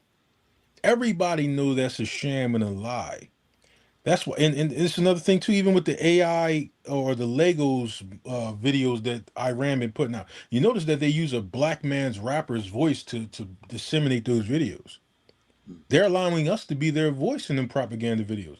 I got like 2 of them where they have one is about Pete Hegseth. They were showing about Pete Hegseth, how he's a drunk and a woman beater. Iran putting this stuff out. Another one about why they're about the draft that's coming. That I don't know if y'all want to cue that Iran is saying they're about to start drafting y'all and sending y'all over, and then they showed a bunch of tombstones of all the people dying. It's funny how when Iran made that propaganda video with the AI with the Legos, there wasn't no black people in that army. It was all white people, blondes and brunettes. They're telling you who their object of their affection is. Well, did you see the last one that just came out where at the end you have an Arab guy get up and he's talking and he's got a real live Arab and he's got pictures in the background of some of our leaders that were slain. I think Huey Newton, Medgar Evers, what's the young 22-year-old that was very powerful? They shot him. They shot him cold. Of course, Martin, the Black Panther young brother. Yeah, I can't think of his name. He was young too. He didn't look young. He was ahead of his time, in my opinion. Yeah. But you know what I'm talking about. Yeah. They also had a Nipsey Hussle who wasn't not necessarily our people, but our people will jump out the window and be like, "Well, he's not an Israelite. This, that, and third." That's okay. So you're missing the whole point of what the Arab is saying at that particular time. And the message was, look, Fred we are Hampton, no brother. different than you. Should know. There's a good judge. Fred Hampton, who it was. Fred Hampton, yeah, that's who it was. That's who it was. And the list. I mean, we can keep naming that list because that list goes on and on and on. Not to mention the stuff that they've stolen from us. But the point I was going to make is this: Iran is sending signals to the people of the book here, and I think that a lot of times stuff gets lost in translation. In other words, we'll look at the pretty pictures and the high technology and the animation and the storytelling, but then we'll miss the bigger picture. And here's what I'm getting out of it. What I'm getting out of it is this. They're saying that we've seen your pain. We understand your pain. We've gone through the same thing. We're going through the same thing that you're going through somewhat right now, but it's your time because we're doing a lot of the heavy lifting on the earth right now. It's time for you guys to do some lifting too. That's the signal that I'm getting from them. Hey, Brother Cleo, don't you think that in the time that we're in, the signals and the signs that they're sending out may not even be purposeful from them, or may be signals to the people of the Most High from the Most High? Absolutely, 100% correct. The Father says in the book, somebody go get that precept. He said, I create good and evil. Mm-hmm. Now, make no mistake about it. And here's what we had to get out of the habit of doing. And we should take on this mantra, and it's from a movie, The Godfather. The enemy of my enemy is my friend. At the moment right now, I was going to say a choice word. Y'all would have got mad at me. So at the moment right now, I mess with Iran. Why do I mess with Iran? Because Iran is doing the Father's work when he's going to remove these people from being a power. He's going to remove the Western construct from tearing the Western construct from end to end. Mm-hmm. I mean, in every aspect, politically, economically, religiously, spiritually, any geopolitically, in every aspect, you could see right now that they are under attack. And if you've been following this for any amount of time, if you've been following this since, you can go back to, I'm going to go back to when we did Second Exodus. And reason why I go back to that is because we could see back then that there was infighting.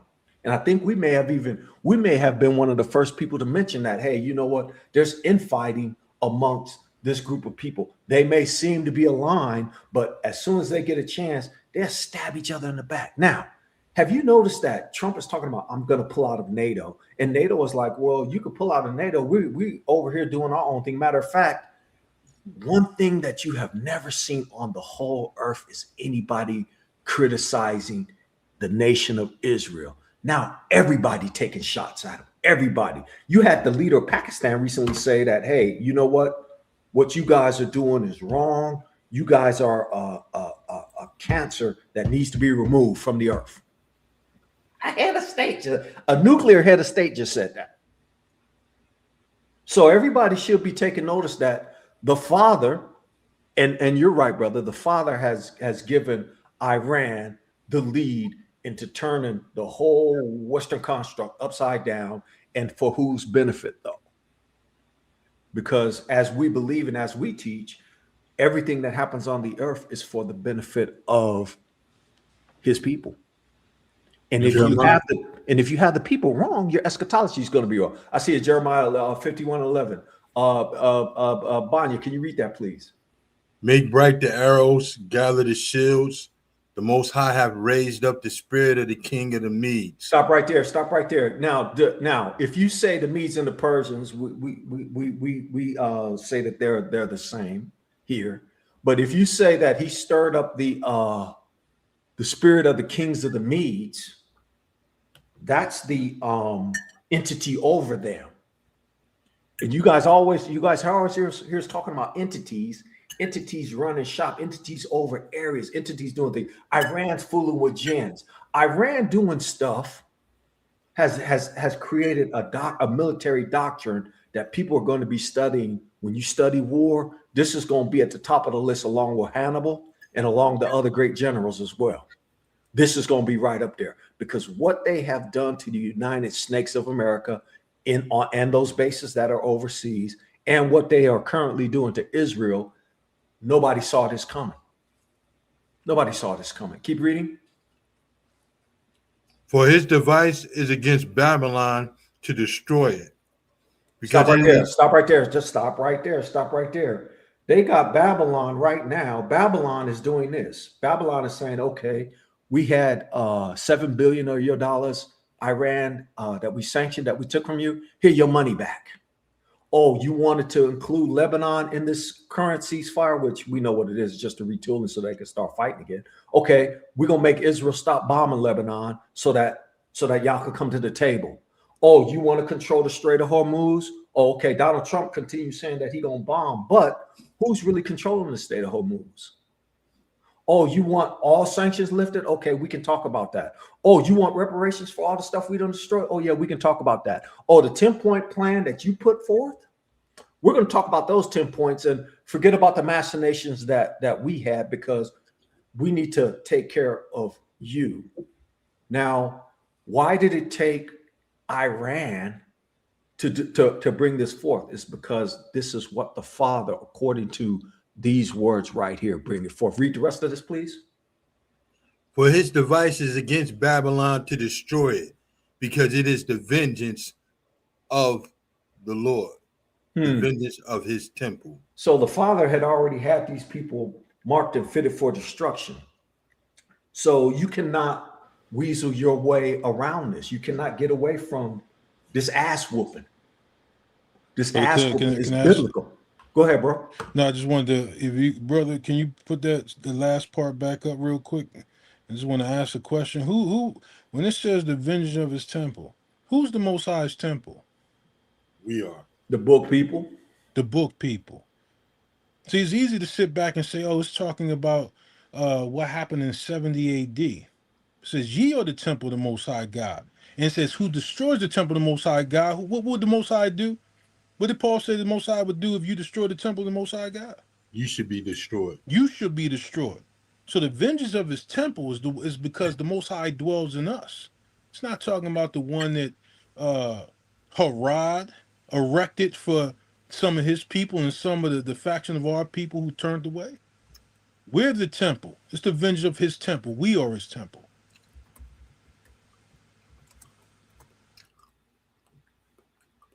Yeah, that's the part where people get misconstrued, and they'll also misconstrue when they read Babylon and who that is speaking about. And that goes into what we always say. If the Father says something, you can get it whatever language you get it in. But if he says something, it's his word. He said his word never come back void. So what does that mean? Somebody get that precept. If he says something, his word never come back void. What does that mean to everybody in the chat? What does that mean to y'all? Coming back void means that it went out and didn't do what it was supposed to do. It came back, returned to sender. So like you put something in the mailbox and you put the wrong address on it and they send it back to you. But the thing about the Father's word is that it doesn't return back void and it continues on. And it's there.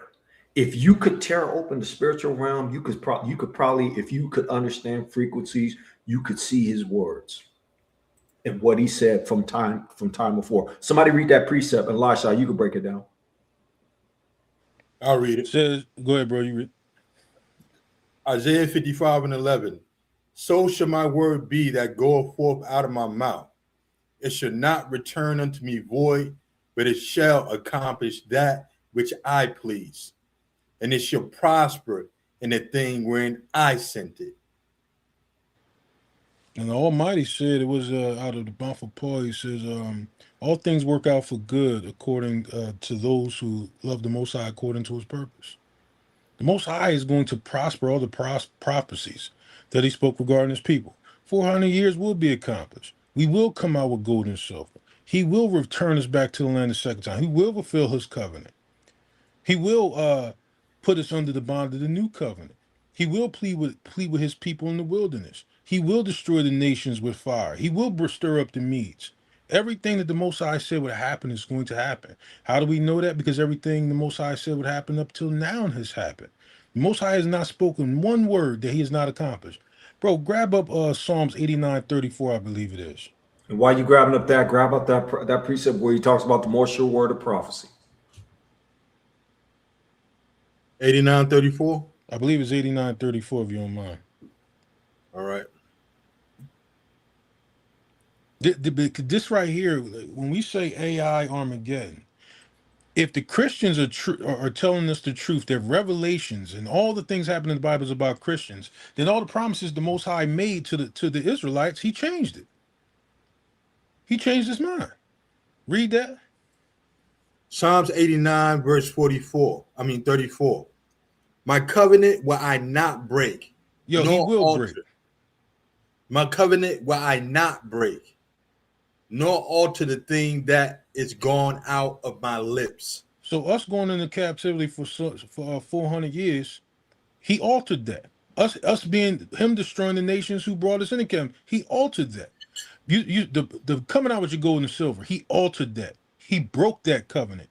The promise of the land that he gave to our forefathers, Abraham, Isaac, and Jacob, he broke that. He altered that to send us a Messiah that's going to sit on the throne, is going to come back and deliver his people. He broke that covenant and he altered that.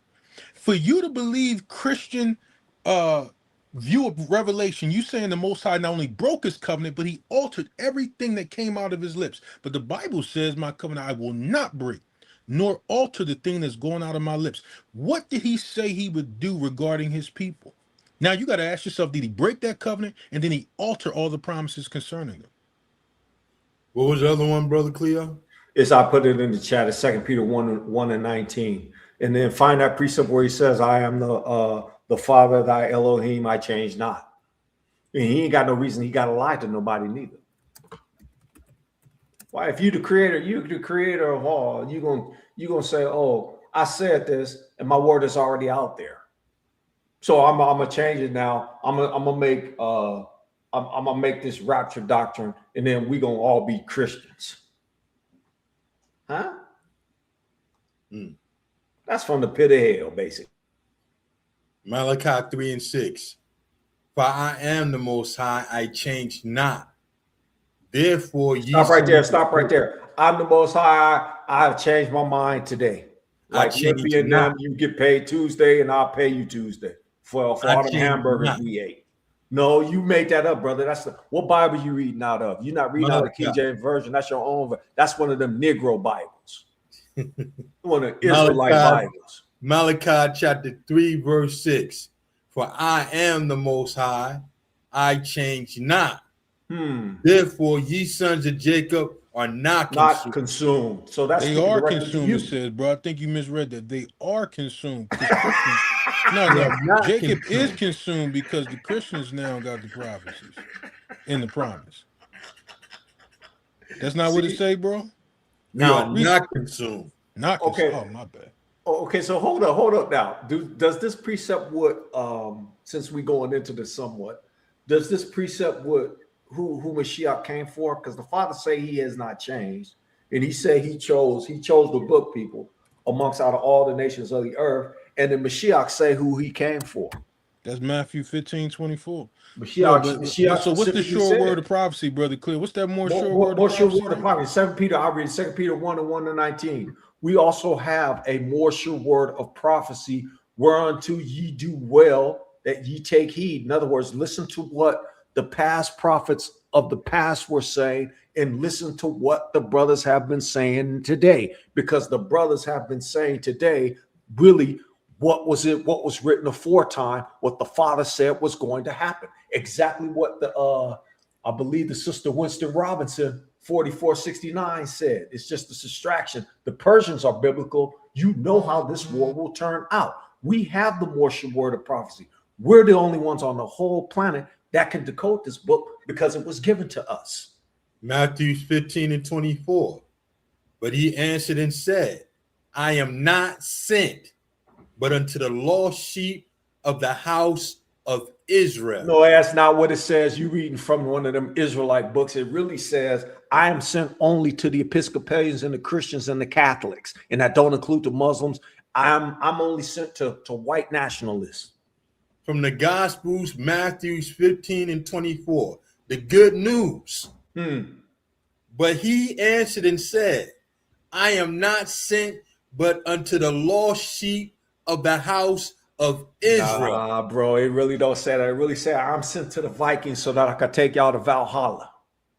I'll give you even more. All right, so here's what he said about them.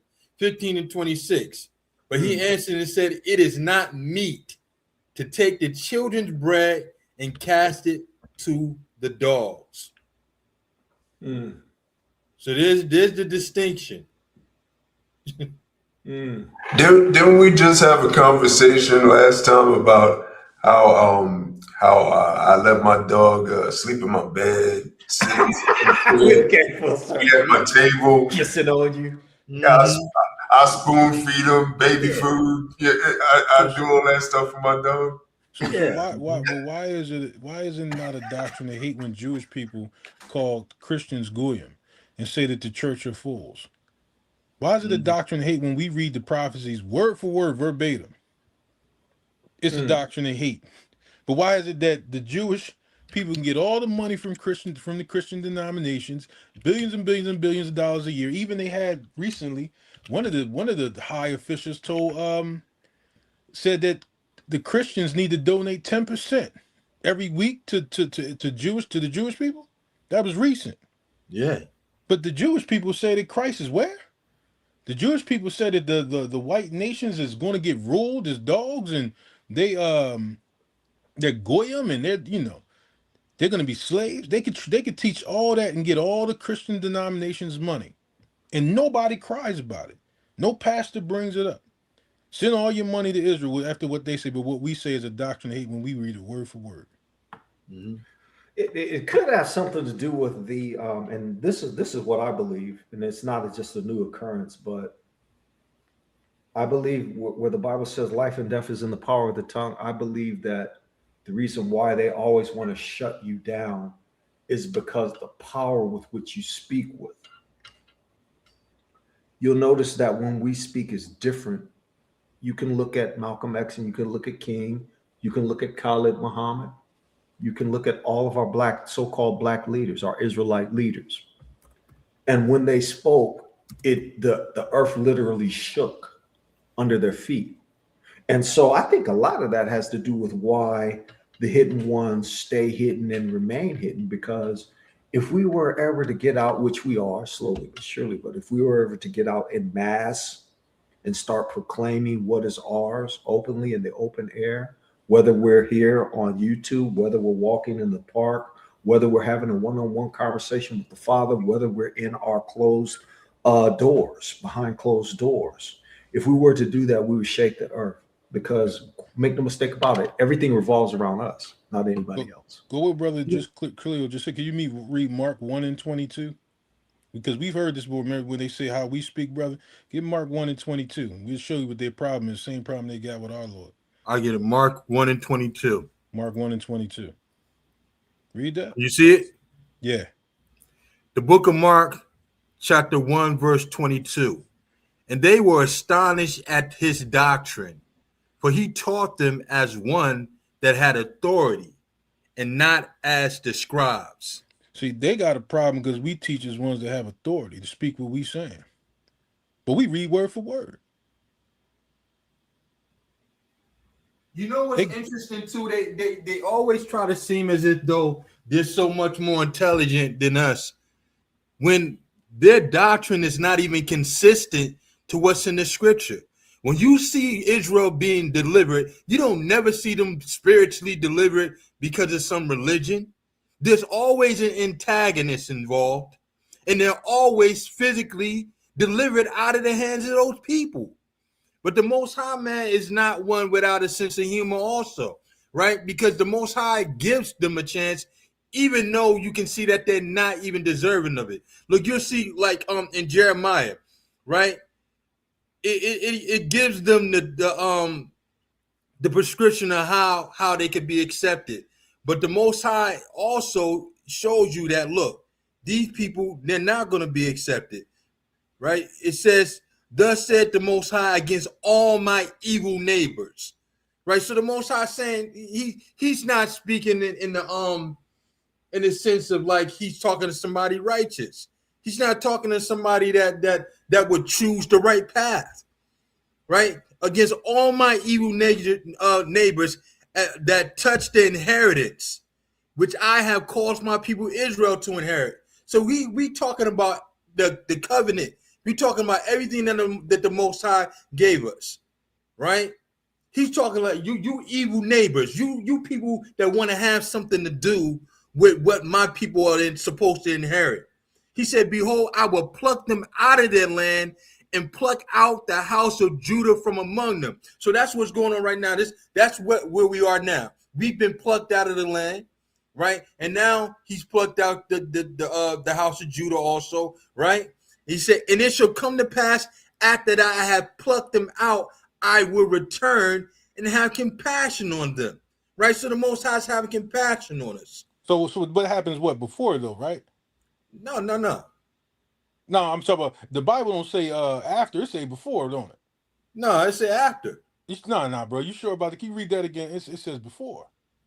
It says after. And man, hold up, man. Hold up, man. I think after. Man, Elisha, man, send him a King James version of the Bible, because I think he got one of them African Bibles or something.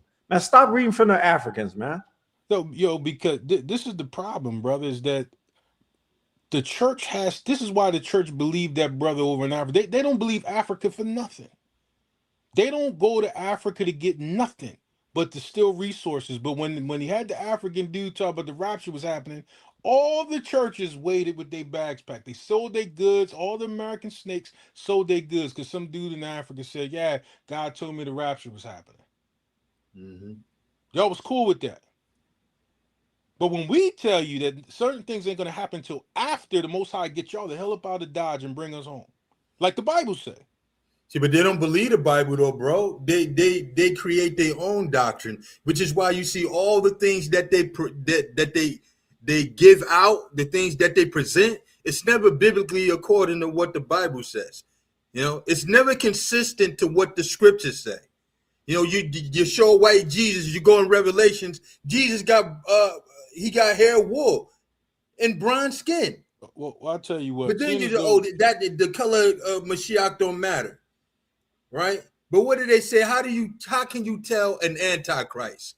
A person that denies Mashiach came in the flesh. How you gonna acknowledge he came in the flesh and sit here and lying about what he looked like? In the flesh. What does that mean in the flesh? That means you acknowledge who he was and what he looked like. You don't have to draw a picture of him, but you did that with a lie. Because, brother, they see these prophecies playing out and they won't put their face, they won't put their picture in the one the Most High is calling the adversary. Like, the Bible tells us where these people are going. We said this, brother, I think we did a video over 2 years ago where we said, yo, they're going to go into Syria, they're going to go into Jordan. They're going to go into Ashkelon. They're going to go in these places. Why? Not because we got a vision. It's because in our vision, you can read the words of the book.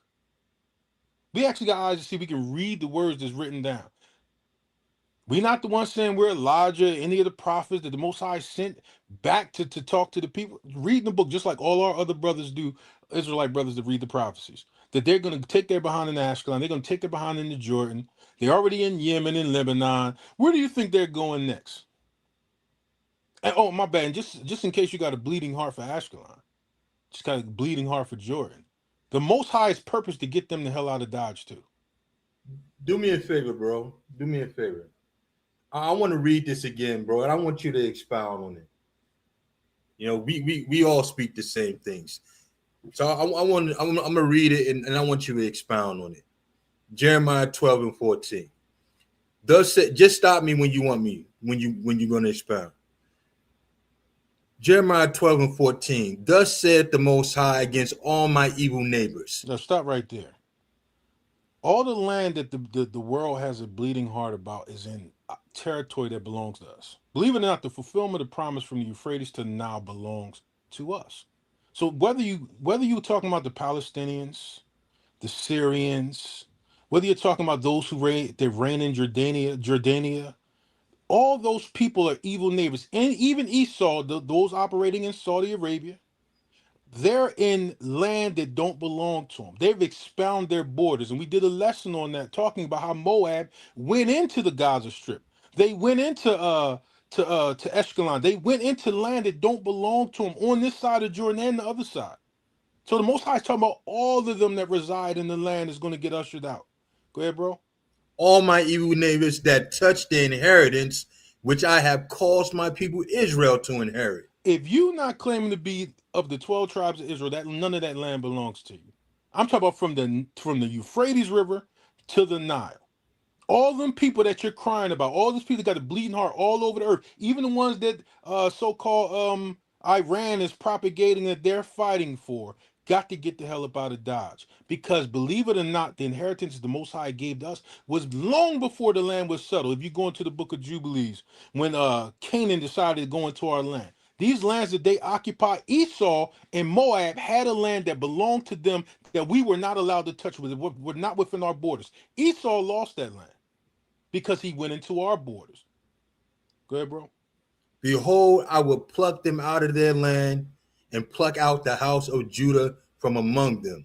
The Most High is going to make a clear separation. You can go into the prophecies when the Most High said, I will sift them out. He will sift them like wheat. And he will pluck them out from, he will pluck us out from among them. You can go in the book of, Amos? Oh, my bad, Hosea. That breaks that down. I think Amos 8 and 11. Is it 9 and 11, bro? Where it talks about the Most High sifting us out from the nations. He's going to pluck us because we scattered to the four corners of the earth. Even those that were within our borders. The Most High is going to make a clear separation. He's going to pluck them out. Even if you go into Jeremiah, I believe the 45th chapter, the 46th chapter, when you talk about they're going to go back to the lands of their captivity. And some people are like, oh, no, that's talking about Egypt and Neca. No. Look at when he says the Gentiles, the nations, all of them are going to get plucked out. Because the lands that they're in is ours. That's how we end up going back to vineyards that we did not sow. That's how we end up going back to houses that we did not build. These things are already going to be set up. Not the stuff that's already tore down. Because we'll build that up ourselves. But a lot of all that stuff would have belongs to us according to prophecy. And you're seeing it playing out, precept upon precept. The Most High is plucking them out the land. So you can cry as much as you want for Palestine. And I'm not saying I endorse the murder of anybody, but they are getting plucked out. You can cry for Jordan, you can cry for Syria. Yo, they're getting plucked out because that don't belong to them. And a lot of them ended up in the land according to the prophecy in 2 Kings, the 17th chapter. When the Assyrians went in, a lot of nations that's in the land right now kept certain borders from the time they went in 2 Kings, the 17th chapter, and their descendants still residing on land now, even probably some of them Bedouins. So all of them is getting plucked out, and we just don't like the way they're getting plucked out. No, my bad. Y'all don't like the way they're getting plucked out. Esau don't like the way they're getting plucked out. Esau is used to pluck them out, and finally, last but not least, Iran is going to be used to pluck Esau's ass out. Jeremiah 12. I'm sorry, bro. Go ahead. I was going to continue. Jeremiah 12 and 15. And it should come to pass after that I have plucked them out, I will return and have compassion on them, and will bring them again, every man to his heritage and every man to his land. Mosiah said after he has plucked them out, then will he return. Why is there Christians just talking about they're going to bring in the rapture now? Why do they think they're bringing in Armageddon now? They'll be out of there. Them Jewish people is already leaving the land. A lot of the surrounding areas is leaving the land now. Then he says, I will return and have compassion on them. That's after he's plucked us out amongst them. Go ahead, bro. Right before you go ahead, so what you're saying, Brother Elisha, is this is not the 1948 people. Weren't they brought back? Well, if it was the 1948 people, Christ would be here already because they would already be in the land. That's so they're the ones getting plucked out. All right. There we go. Go ahead, Brother Bonnie. My bad. Jeremiah 12 and 16. And it shall come to pass, if they will diligently learn the ways of my people. Stop right there. If they would diligently learn the ways of the Christians. If they would diligently learn the ways of my people. No, Islam, bro. You misreading that. If they would diligently learn the ways of my people. My people. What is the Most High people propagate and teach? What do we lift up? The laws, the statutes, the commandments, the covenants given to us by heritage. We don't lift up no man's constitution. We're not running around talking about the forefathers of America. We're not talking about the first of the 14th Amendment, 13th, 12th Amendment, none of that. We're talking about the law, statutes, and commandments, the covenants given to our fathers, the ways of the Most High people. Go back and read Deuteronomy, the 4th chapter. The Most High is giving us the law, statutes, commandments, and covenant to his people. That's what we do. It said they got to learn the ways of his people. What does it say, brother? Grab up Isaiah, is it 58 or 56, where it talk about they will take hold of the Sabbath day. Mm-hmm. They got to take hold of the covenant. It don't belong to them. And it's not even to say that that's for them particularly. But the best thing they can do is take hold on what's given to us already. They got to learn what we do. And that's the last thing they want to do. Go ahead, bro. To swear by my name. Nah, Jehovah. To swear by my name. Yahweh. To swear by my name. Now, it seemed to be a line drawn amongst us when it comes to this. Because last time I checked, the Most High gave one name. I thought we were real clear about that.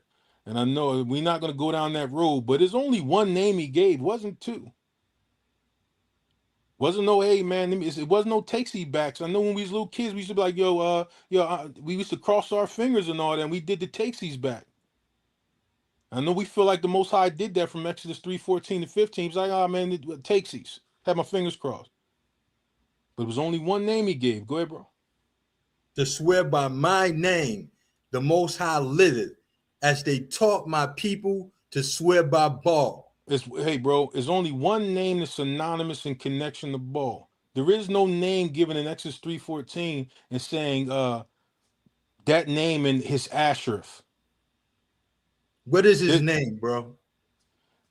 The name that the Most High has that he gave his people is commonly called I am, or Ahaya, as you would pronounce it in the English language. Whether we're pronouncing it the right way, we'll say this: the seal of his name is on us from Exodus 3:14, which is confirmed out of the mouth of Philo, who said the same thing we said, even out of the other. What was the other book we was coming out of? We came out of a lot of different sources on that, proving that the Most High gave one name and where those other things came from. Josephus. Josephus. And it furthermore says, then shall they be built in the midst of my people. But if they will not obey, that means if they don't follow this prescription, if they will not obey, I will utterly pluck up and destroy that nation, saith the Most High. Now, So if you go on this, I'm sorry, bro. I just wanted to expound on it. If you look at that, which one of these nations are taking hold of the covenant? Which one of these nations are exalting his people and saying who our people are? And I'm not talking about a few people scattered here or there. I'm talking about nations. Who's saying it? Who's going by this prescription? And this is why you have all these nations being brought into the valley of Jehoshaphat, where the Most High pleads for his people. When he pleads for his people, that means he's destroying people. When he pleaded with our forefathers in the wilderness, the earth was swallowing people up. People were dying. People were being killed. The Most High was doing this. So if he has to plead with these nations because they won't do this, that's why he says in the beginning, my evil neighbors. They're evil. They have no intentions of doing right or taking hold of the covenant. Anytime you bring those people into, you always see them do something, the same thing that they did to our brother Tell when they brought that dude in there. What'd he do? He turned it around and try to make it like he in charge. Why? Because you can't trust these people. They got to be subjugated to the Most High's people. And that's clearly not something they want to do, because they're still telling us that we're African Americans, that slavery was not the greatest crime against humanity. They voted against the actions that they committed against us. They're still telling you to bless the Ish people, the Jewish people. So they have no intention. So the Most High is going to he's going to destroy them out by the rod of his mouth. He's going to destroy them by the mightiness of his hand. He's going to destroy them and do exactly what he said he would do in these prophecies. And it's going to be according to the process that he said would happen, precept upon precept. That's how you know they're full of confusion. You got the Jewish people talking about they're waiting. Like, imagine this. America's greatest ally, they say, is the Ish people. But they're waiting on two different messiahs right now. They're waging a holy war. The Christians waiting on the blonde-haired, blue-eyed Jesus. The Jewish people waiting on the long sausage, brunette Jesus, Messiah that they claim that they got. Both of them waiting on two different messiahs, but they're over there talking about they're fighting for God. I found that video, not the video specifically, but I found the video of the rabbi who was talking crazy about the Christians' Messiah. I don't know if you guys want to indulge me or indulge that or not. Indeed. Yeah, we should play. Sure. Okay, I'm a rookie, so if I mess something up, y'all know I need to get saved. So just don't laugh too loud, all right? Just allow the old head a little bit of latitude. I'm gonna try to cue this up for us. Give me a second. Good work, brother Elisha. Likewise, brother. Just going by what you was already saying. Let's see here. That's a rabbi who typed it. Okay, so this guy's. Can you guys see my screen? Not yet. Yeah, Not yet? I see it now. Okay, great. So this guy is doing a commentary on that video that I think I shared with the family a little bit ago. And it's a rabbi talking real greasy about Jesus. And now here's the disclaimer is this, and fair use will be applied for everything that we've used today. But the disclaimer is this. When I hear a Jewish person or even a Christian talking about Messiah, I don't envision stained glass. I envision my big brother. And so whatever they're saying doesn't apply to him. So I'm going to go ahead and play this video, and I'm going to try to skim through it. It's 6 minutes and 45 seconds long, but I'm going to just try to skip through it to the parts that he's speaking on, if that's okay with everybody. Is that okay with you guys? Absolutely. Okay. Okay, let me know if you can hear it as it's playing first. Jesus mocking rabbi. Yep, we can hear. Yep. Okay, great. We need to be careful when we do videos like this or audio programs like this. This is one rabbi saying one list of and say he looks like a man trapped in hell to me. Wake up, you little idiot. You are worship a dead man that was killed by the Romans. They crucified him and he couldn't even save himself. You expect him to come and save you and save the world after 2,000 years? You really that stupid? And then you come and say, oh, the Jews killed our God. How can you kill a God? It's not normal. Okay, so some goyim, they're waking up. Wait a minute. How am I was taught to believe in someone that was killed by people? Some goyim waking up. Some people think. I'm going to fast forward to the rest of it. And you guys got the gist. If you guys want me to rewind it and play it again, I will. No, just before you go real quick, bro. People. Yes, sir. Yeah, just wanted to say that, remember, this is where your money is going. This is where the Christian church money is going, to people like him. Yep. If he was divine in any way, who can kill a divine creature? It's not possible. Even 1 second, kill all of them. The fact that he couldn't beg for his life, help me, no, don't kill me, that means he's completely unable to do anything. Wait, he begged for his life? Where you say that? When Mashiach begged for his life? He said he could have, I believe. He said he could have begged for his life. He should have begged for his life. We want to replay that again? That portion replay again? that. It sounded like you said he begged for his life. It's not possible. Even 1 second, kill all of them. The fact that he couldn't beg for his life, help me, no, don't kill me, that means he's completely unable to do anything. Wait. Okay, so he said the fact that he couldn't beg for his life, that means he was incapable of doing anything. Let's listen to the rest. Make any sense? So instead of waking up to this, I'm talking about this idiot, instead of waking up and say, wait a minute, how can I even put it and make fun of it? He's right. This annoying rabbi, as annoying as he is, he's shoving the truth in my face. How could I not think about it before? All these years that I worship that idol. Besides, it's very interesting how all these anti-Semites are worshiping a Jew. Okay, I'm gonna leave that right there, and I'm gonna let you guys have at it. I got one I want to show too. Yeah, just to make the one statements that, and this is how you know that these people are the synagogue of Satan. Because the Holocaust, why it's important. It's not just that it did. The Holocaust, why they say there's a confession. All right, go ahead.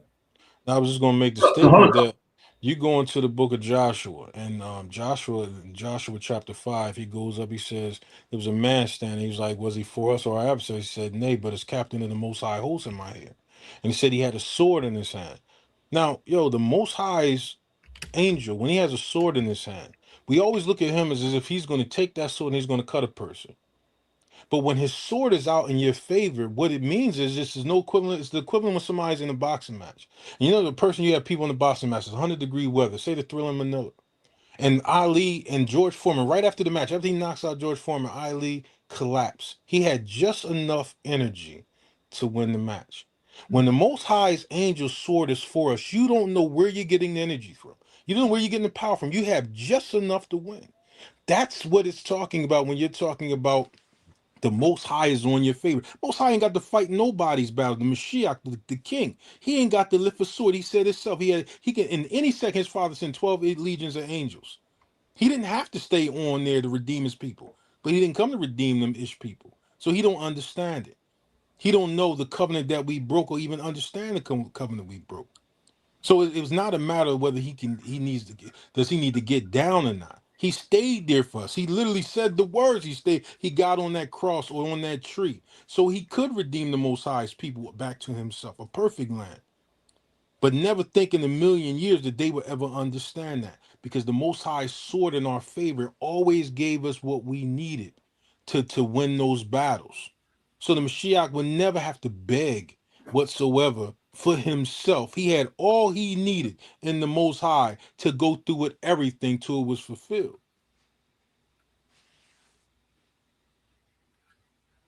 There was a lot in that video, but he's making the wrong argument, or is that to be honest, he's making the right argument. He's arguing against people who believe in a Christian God, and the Christian God says that Hamashiach is the Most High Father. So if he's saying, how could your God came to earth and died, and why would you believe that? He's speaking to a people who have put that out there and who have that belief. And so one can go through his points, but his arguments against a Christian God are valid. They make absolute sense. And this is the type of confusion that you can get when you worship or you put up on a pedestal these people who say they are true Israelites. They can say anything to confuse Christianity, because Christianity is a confusing religion. And it don't even matter what they say, because they white. So it's going to be accepted by other white people regardless. Now let you or me, our black behinds, come over and say something, even if it's beneficial. If it deviates from their whiteness, they don't want to hear it. Or if it calls in to them being accountable for their actions, they don't want to hear it. The greatest gaslighters I've ever seen in my life. Do me a favor. Well, first of all, when all the time he was speaking, the only vision I could see is stained glass. The only person he's talking about is that hippie heroin addict that wear Greek clothing. Mm-hmm. He wasn't talking about Big Bro. He was talking about that crack smoker, that dope fiend, that flower child dope fiend that the 50,000 denominations go to. Go to. You forgot something though, brother. 2 Corinthians 11:4. That transgender, because when Leonardo was Leonardo da Vinci, it originally was the Mona Lisa that he just altered to make it look like Caesar Borgia. You know. What was it? 2 Corinthians 11:4. Okay. I got it. Oh, you got it. Mm-hmm. I got it. Najid, if you could see it, go ahead and read it for me, please. Hold on, let me pull it up. Make sure I got it pulled up. Here's the delineation between stained glass and the real true Messiah. All right, here we go. 11:4. Yes, 11:4. I believe it is. All right. As a matter of fact, no, go just start with 11:3 first. I'm gonna do a banya. Start with 11:3 and then read 11:4, please. Najee. Okay. But I fear, lest by any means, as the serpent beguiled Eve through his subtlety, so your mind should be corrupted from the simplicity that is in Hamashiach. So, in other words, don't let your mind be beguiled by the 50,000 different denominations in all of its complex BS. Or I'll say it succinctly, in all its complex bullshit. You got 50,000 denominations. If you got 50,000 denominations, that goes completely against this precept because it's subtly simple. Mashiach is. He is who he is. The Father sent him. That's pretty simple. Do the commandments. That's pretty simple. It's only simple to us who know the book. It's complex to everybody else. That's why you got 60,000 different denominations. Read the next precept. For if he that cometh preacheth another Hamashiach. Oh, so hold on. So stained glass is what? Another Hamashiach. So you got that hippie heroin addict.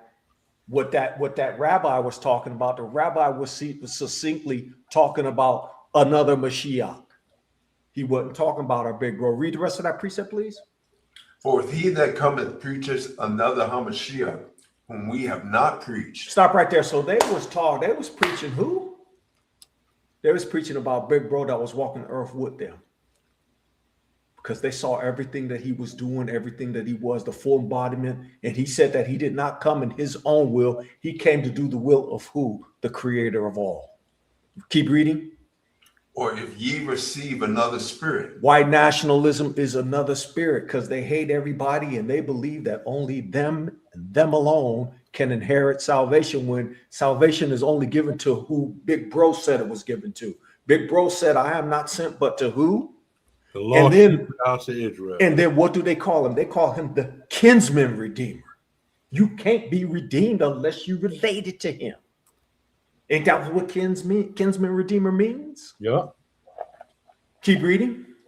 Which ye have not received, or another gospel, which ye have not accepted. White nationalism is another gospel which we vehemently reject. Matter of fact, we reject Christianity as a whole because we know that it's the broad gate that leads to destruction. Find that precept.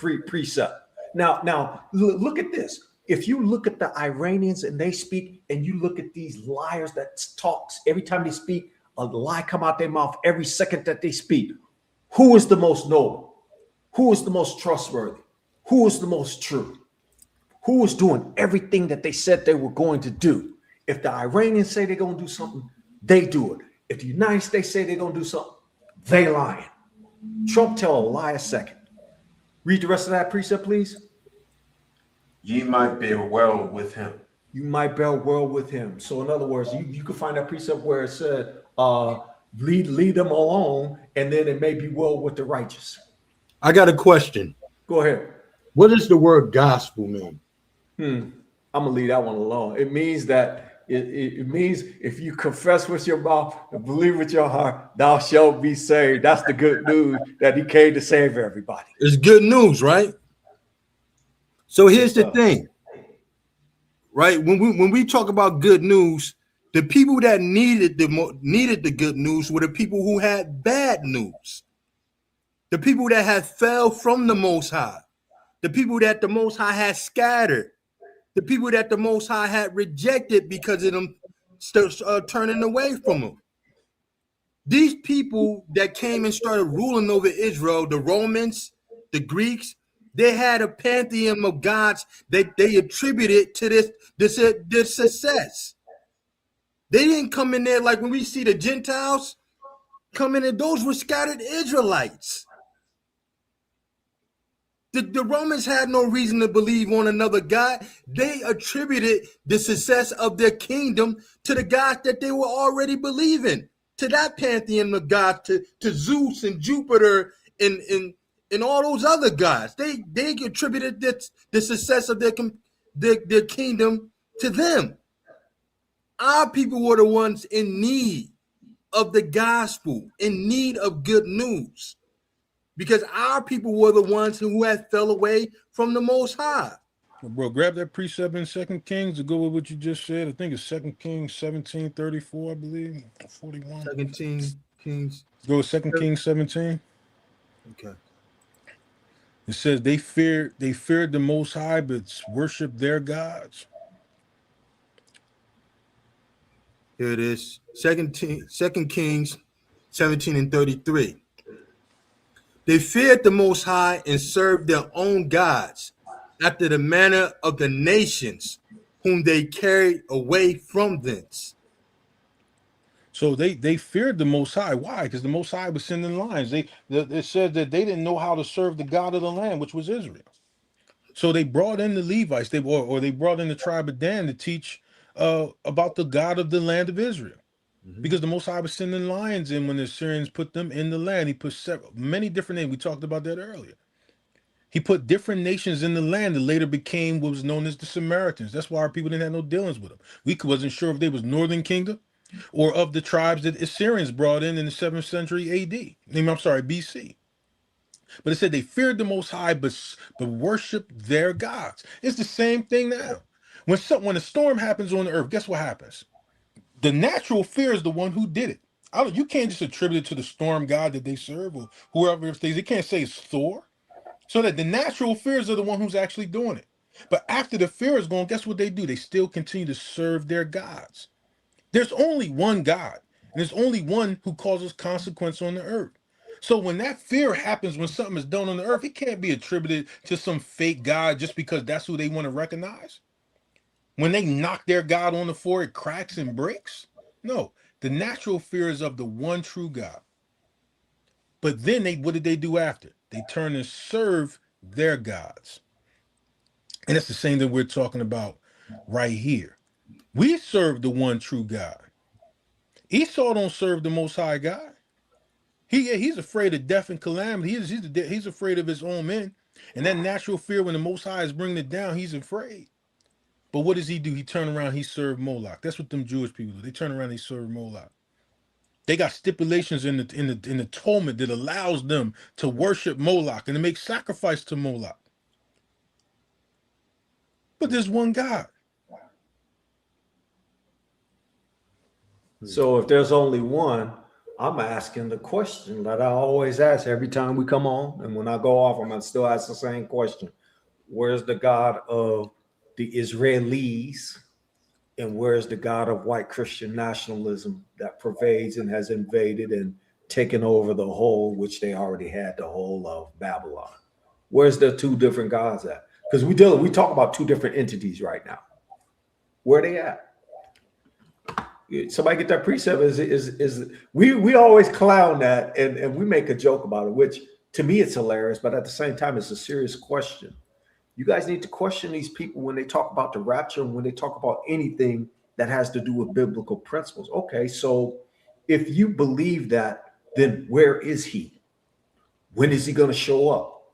How come he hasn't shown up yet? Is he late? Is he out to dinner? Where is he at?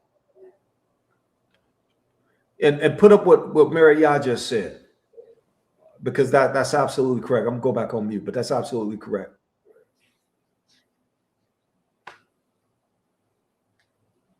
Pete Hegseth's father is Hashatan. Donald Trump's father is Hashatan. Netanyahu father is Hashatan. What's that other wicked bastard? That's over Ukraine. That miniature midget, that fidget Zelensky. He's from Hashatan too. They all got the same daddy. Now, why does Iran seem to know? It's funny that Iran is the only nation that is put out there that they realize that Lucifer is the Statue of Liberty. Lucifer is America.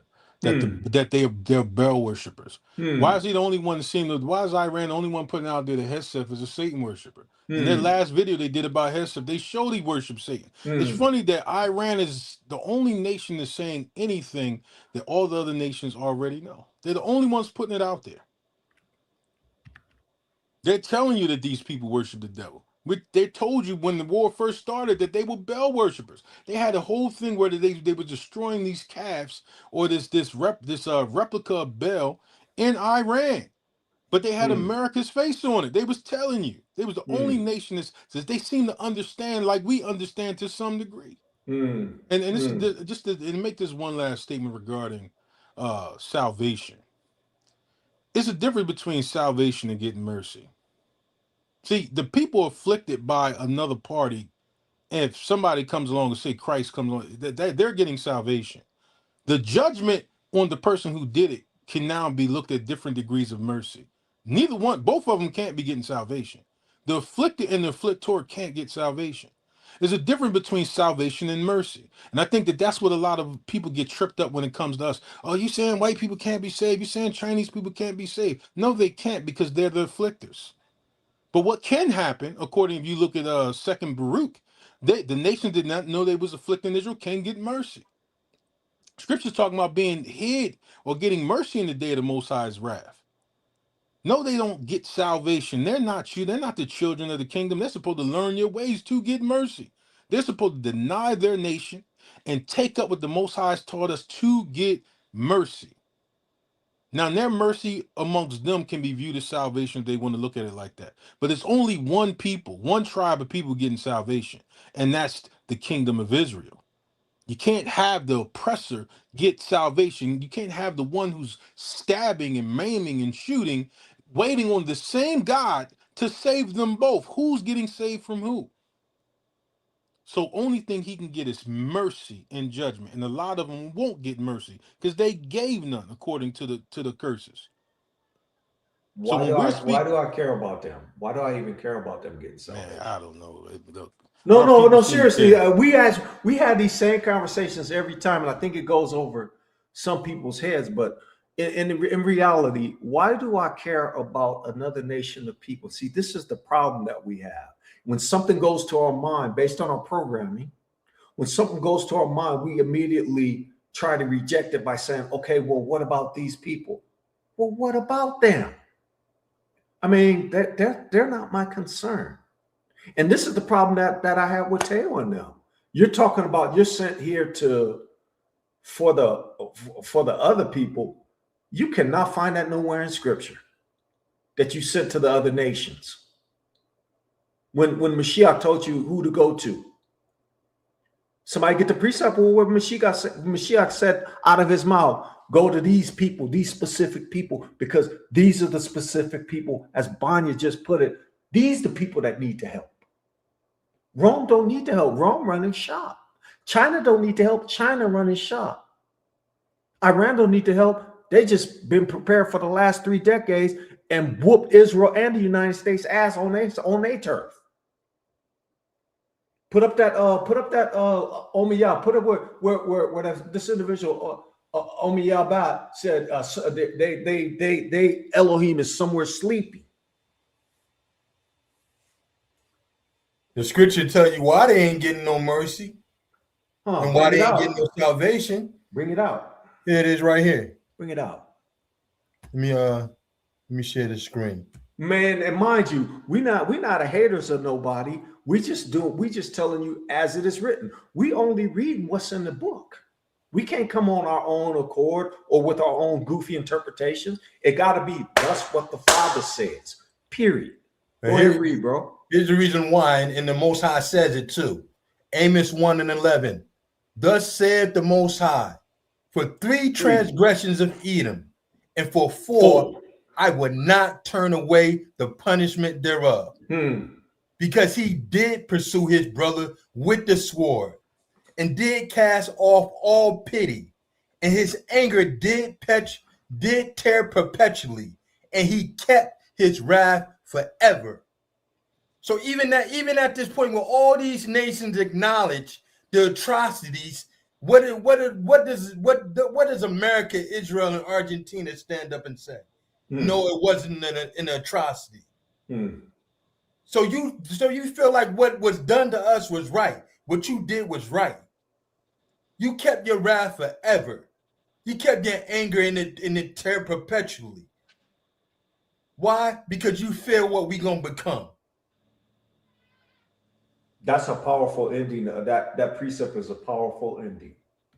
Because if you notice now, their anger, and I can their anger is palatable. I can feel it, touch it, taste it. Not that I give a damn, because ain't nothing they could do about it. Put that precept back up, please.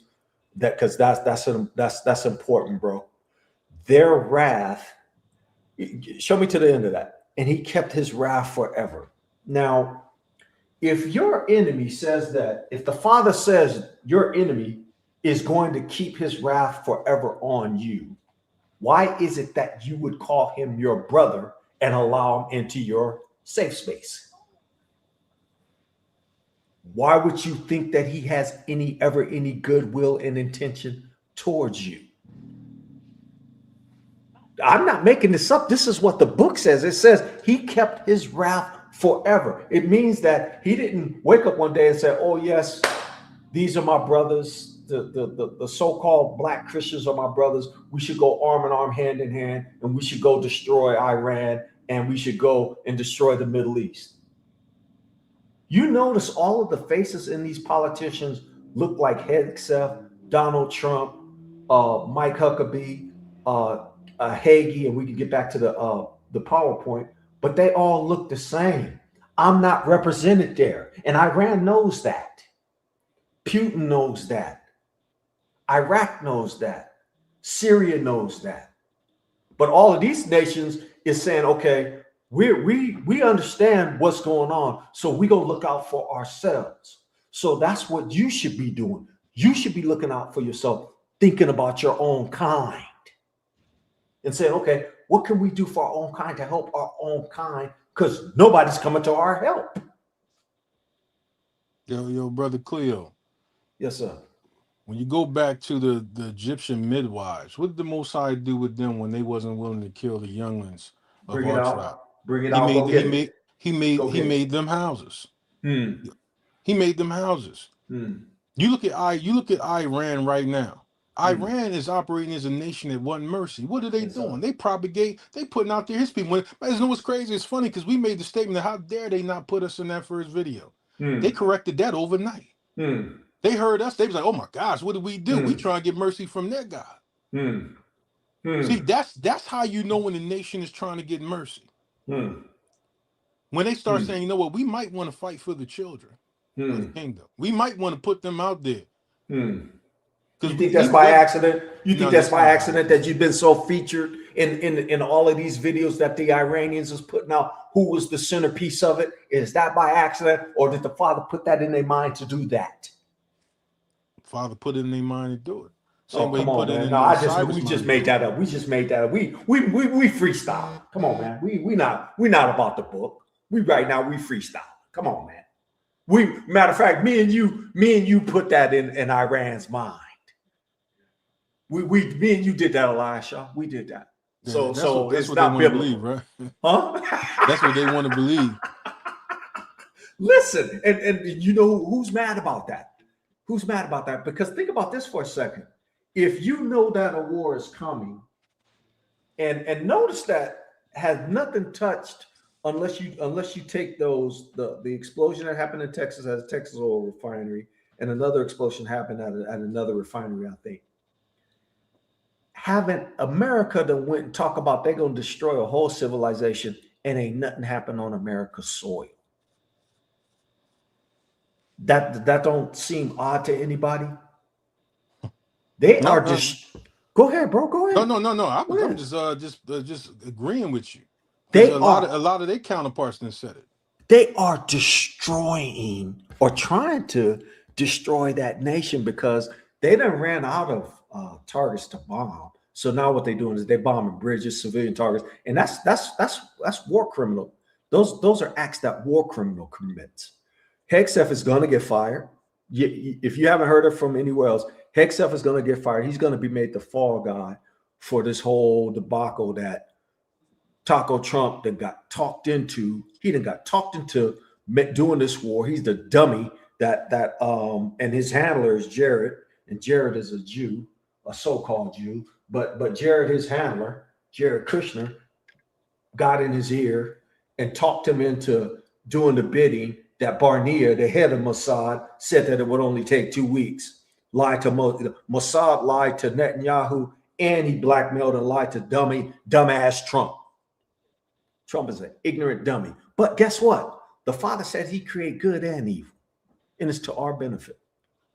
Good and evil. So it's not by accident that when you hear, and I'm repeating myself, when you hear the Iranians speak, they are more noble men. When you hear the Americans speak, they're a warlike mongrel.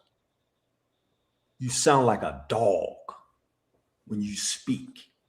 You sound like a warlike entity when you talk. And Iran seems to be one of the smarter nations that they've ever opposed. And I'll tell you why, which we're already saying it. We just haven't used these exact words. Is that Iran knows how to. They're asking black people in America to oppose the nation that's opposing you. They're actually calling nations like they're doing what America. What was the speech Trump did? Iranian people, it is yours to take. He says your country is yours. It's yours to take. Iran is using the same play. Hey, listen, black people, we're trying to fight for y'all. Hold on, man. Hold on. Who got the best Trump impersonation out of the three of y'all? You just killed it right there, yo. He got it. You got it, brother. Launcher got it. Nah, he got that one, bro. Nah, but the thing is that you're seeing Iran do something regarding putting the nations that America's attacking as the face of why they're moving and why they should be supported. They're not even asking for your help. They're sending a spiritual message to the people that America's attacking, or the ones who America's afflicted the most, or the Western powers, by putting you out there in these Lego videos. I don't know if we played any of those videos. I did send to the brother Najee, but there's another one I think we showed last week. I believe we showed. Yeah, let me pull that one you sent to me up. Boy, keep going, bro. Yeah, so they're saying to you, hey, this war is about that. We're fighting for you. We're going to get vengeance for you. This is what America tries to do. They try to get they try to propagate that they're fighting for the people of these nations when they're just stealing their resources. Case in point, America came out and said they wanted to take the oil from Venezuela. Literally, like, usually they'll make up some stuff. Hey, man, they're afflicting their people. It's some theological thing. They literally came out. Trump was like, yeah, we're trying to get that oil. You know, it's ours. Just like he recently, I'm sorry, go ahead, bro. My bad. No, go ahead, bro. You were saying? No. I was going to just say, just like how he recently said that. Okay, so everybody knows that Iran is charging $2 million for each ship to go through the Strait of Hormuz. They've mined the whole, if I'm looking at the top of a map, they mined the whole left side of the strait, so that you, in order for you to get through the strait, you have to pass right in front of their nation, which means, and then what they do is they'll board your ship, and then make sure that you're not aligned with America and Israel. And then if you are, then you have to pay $2 million either in crypto or in the Chinese yuan, not in the petrodollar, and then you get to go through. I just wanted to say this real, and your boy Trump tried to. They asked him the question about Iran paying, making people pay, and he tried to make it look like it's Iran and America is getting together doing it like this. Yeah. This stuff is almost unbelievable. Well, that's the point I was going to make. That's the point I was going to make, is that he tried to make it seem like they get a cut when they don't get a cut. Oman gets a cut because Oman owns the other half of that, and they're like, okay, well, we'll part with you, Oman. And you notice Oman haven't been getting hit with anything, because Oman said, hey, you know what, from the jump, they were trying to negotiate peace before the whole war jumped off. But it was Netanyahu's whole intention to fight against Iran. And I'm going to say the father had Iran prepared over the last 3 decades, and Iran wasn't preparing to fight Israel. Iran was prepared to fight the United States snakes, which is not the Israelites, which is not us.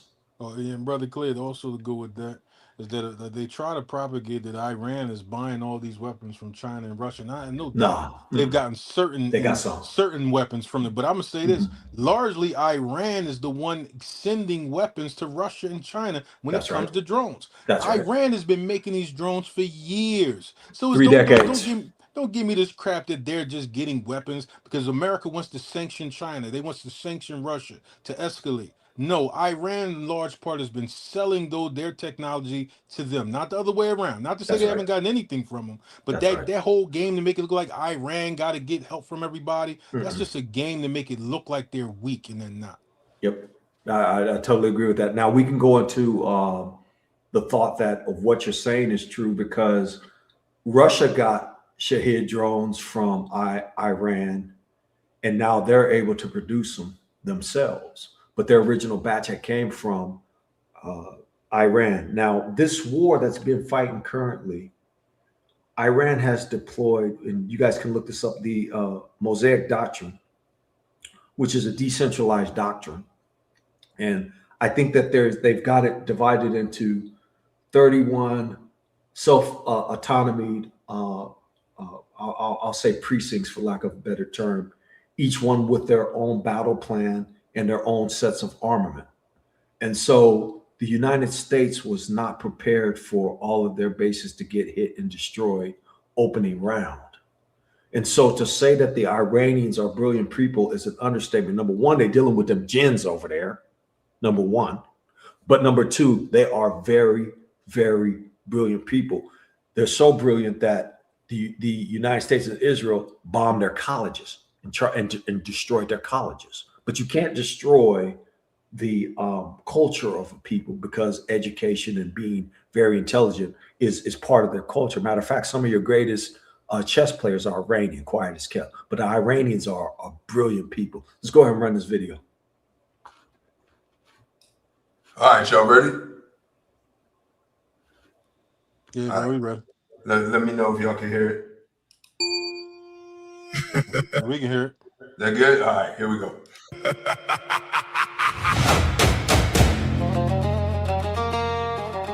No. He's buying an island of ice while the world is on fire. You notice that you don't see no brothers in their depiction of the United States military, right? That's right. Yeah. They know what they're doing, man. They know what they're doing. Yep. But they're just bumbling, Brother Cleo, because they don't know what they just not smart people. Like what did Trump say? They're not smart people. So I mean, they're not smart people. He said he's going to bomb them back to the Stone Age where they belong. Right. That says a lot. Right. A billionaire liar, a professional prior. He tweets in the morning, NATO is useless, while leaving the youth in the street feeling rootless. Automatic draft, yeah, the art of the steal, trading your life for a classified deal. Vietnam buys, but the reason is trash, protecting the files while he's burning the cash. Facts. The jungle's dead. Blood on the floor. The jungle's dead. Why are we going to war? The jungle's dead. Secrets in the file. The jungle's dead. Killing with a smile. The jungle's dead. The jungle's dead. The jungle's dead. The jungle's dead.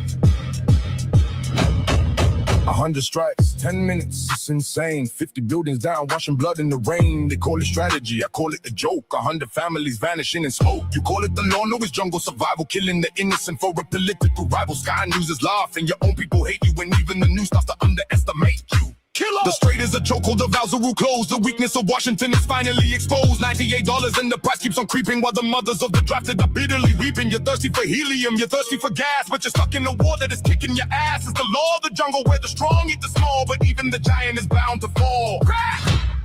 Crash. Yes, I'ma warn you, the exit is gone. You're trapped in the darkness before the dawn. 1 hour to 7, your own party is turning. Now go back. If you go back like 10 seconds. I think he says the Exodus is gone. Exit is gone. I think it was right there. Someone warned you. The exit is gone. You're trapped. No, I think the exit is gone. The exit is gone. Exit, yeah. In the darkness before the dawn. 1 hour to 7, your own party is turning. While the bridges to Tehran are steadily burning. You're buying the ice to cool down the shame, but the Epstein files have your middle name. Automatic enrollment, automatic grave. Is this the freedom that you promised the brave? Tucker was shouting, got the weed from the Zion, but you're tied to the beast and you're feeding the lion. 50 towers, 100 explosions, building an empire on bloody erosions. You're the king of the jungle, but the trees are all bare. There's no loyalty left. And there's no one to care. The jungle's death is a heavy amount, and the blood of the children is the only count. Stop right there. Stop right there. Stop right there, please. Stop right there. Okay, so to me, what I'm seeing is that they're identifying specifically who their enemies truly are. Now, make no mistake about it. Some of our people may get slain in this because they're caught up in this on the side of being in the military. You know, you still got niggas crying at the singing of the national anthem. Go ahead and say it. You got niggas crying about making us sick. Hearing the national anthem crying. I turn that mess off when I hear it. I'll turn away because I hate that song.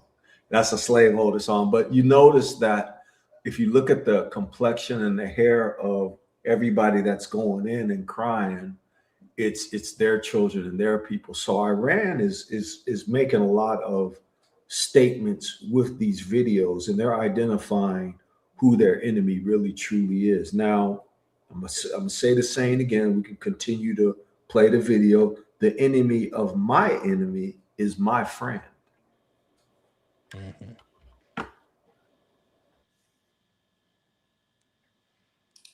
Blood on the floor. The jungle's dead. Why are we going to war? The jungle's dead. Secrets in the file. The jungle's dead. Killing with a smile. The jungle's dead. Blood on the floor. The jungle's dead. Why are we going to war? The jungle's dead. Secrets in the file. The jungle's dead. Killing with a smile.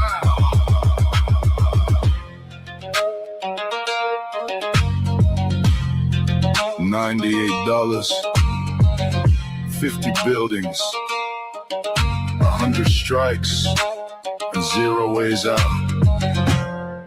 But sir, what about Greenland? Forget it. The ice is melting anyway.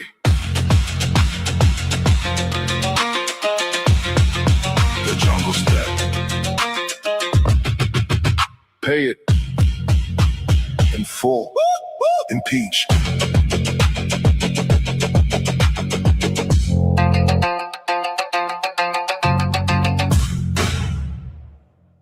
Impeach.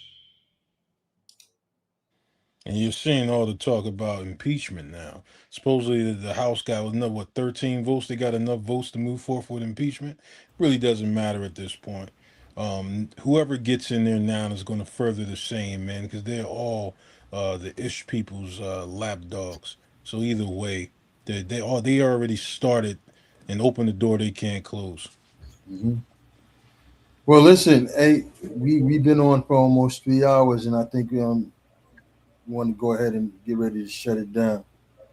Yeah, I do want to briefly just throw up we don't have to make comment.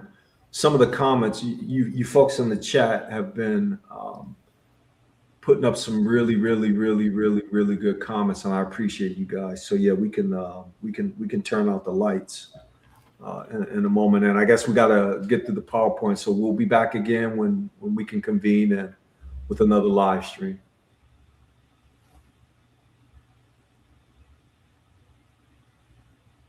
Yeah, so anybody want to close this out? Yeah, let's say Shabbat Shalom to all the family out there. May the Most High bless and keep you. Keep your ear to the ground. Keep watching. Watching everything that's happening on the earth and in the world. The Most High definitely gave us the beginning of history into the end in the precepts. All the prophecy and revelations is telling us exactly what's going to happen. That's why we can boldly claim or state that they're going to make their way through Syria. They're heading towards Jordan, Ashkelon, and was it Kiramajith, I believe it is, Kirmaim. They're going to make their way as far as they can to expand those borders from the Euphrates to the Nile. And all they're doing is cleaning out land that belongs to us. He's plucking them out. And them Ish people are leaving the land now. You're going to see a lot of the so-called snakes here. They're leaving here too because they know that war has to touch down. Though that fire that rained from the sky got to happen here too. Iran is just not going to have its cities pillaged. The nations that hate the whore is not going to just keep fighting on neutral ground or in other people's countries. Those things will happen here. You will have those emergencies, and the Most High is doing it for our benefit. He said the difference between Israel and the nations. You got to believe that. You got to know it. You got to hope in it. You got to pray in it. And don't pray for America. Don't pray for its peace. Pray for your deliverance. Both, this oxymoronic. You can't have both. You're praying for your peace. You're praying for their destruction. You're praying for their peace. You're praying for your destruction. So pray for your life. By Hashem Yeshai. Most High, all praises, all men. Amen. Amen. This has been another Salt of the Earth production. Did you want to say something, Brother Najee? I was just saying amen, echoing Brother Elijah's words. Thank you, fam. Thank you for joining us today on this Shabbat. We appreciate it. Everybody be well.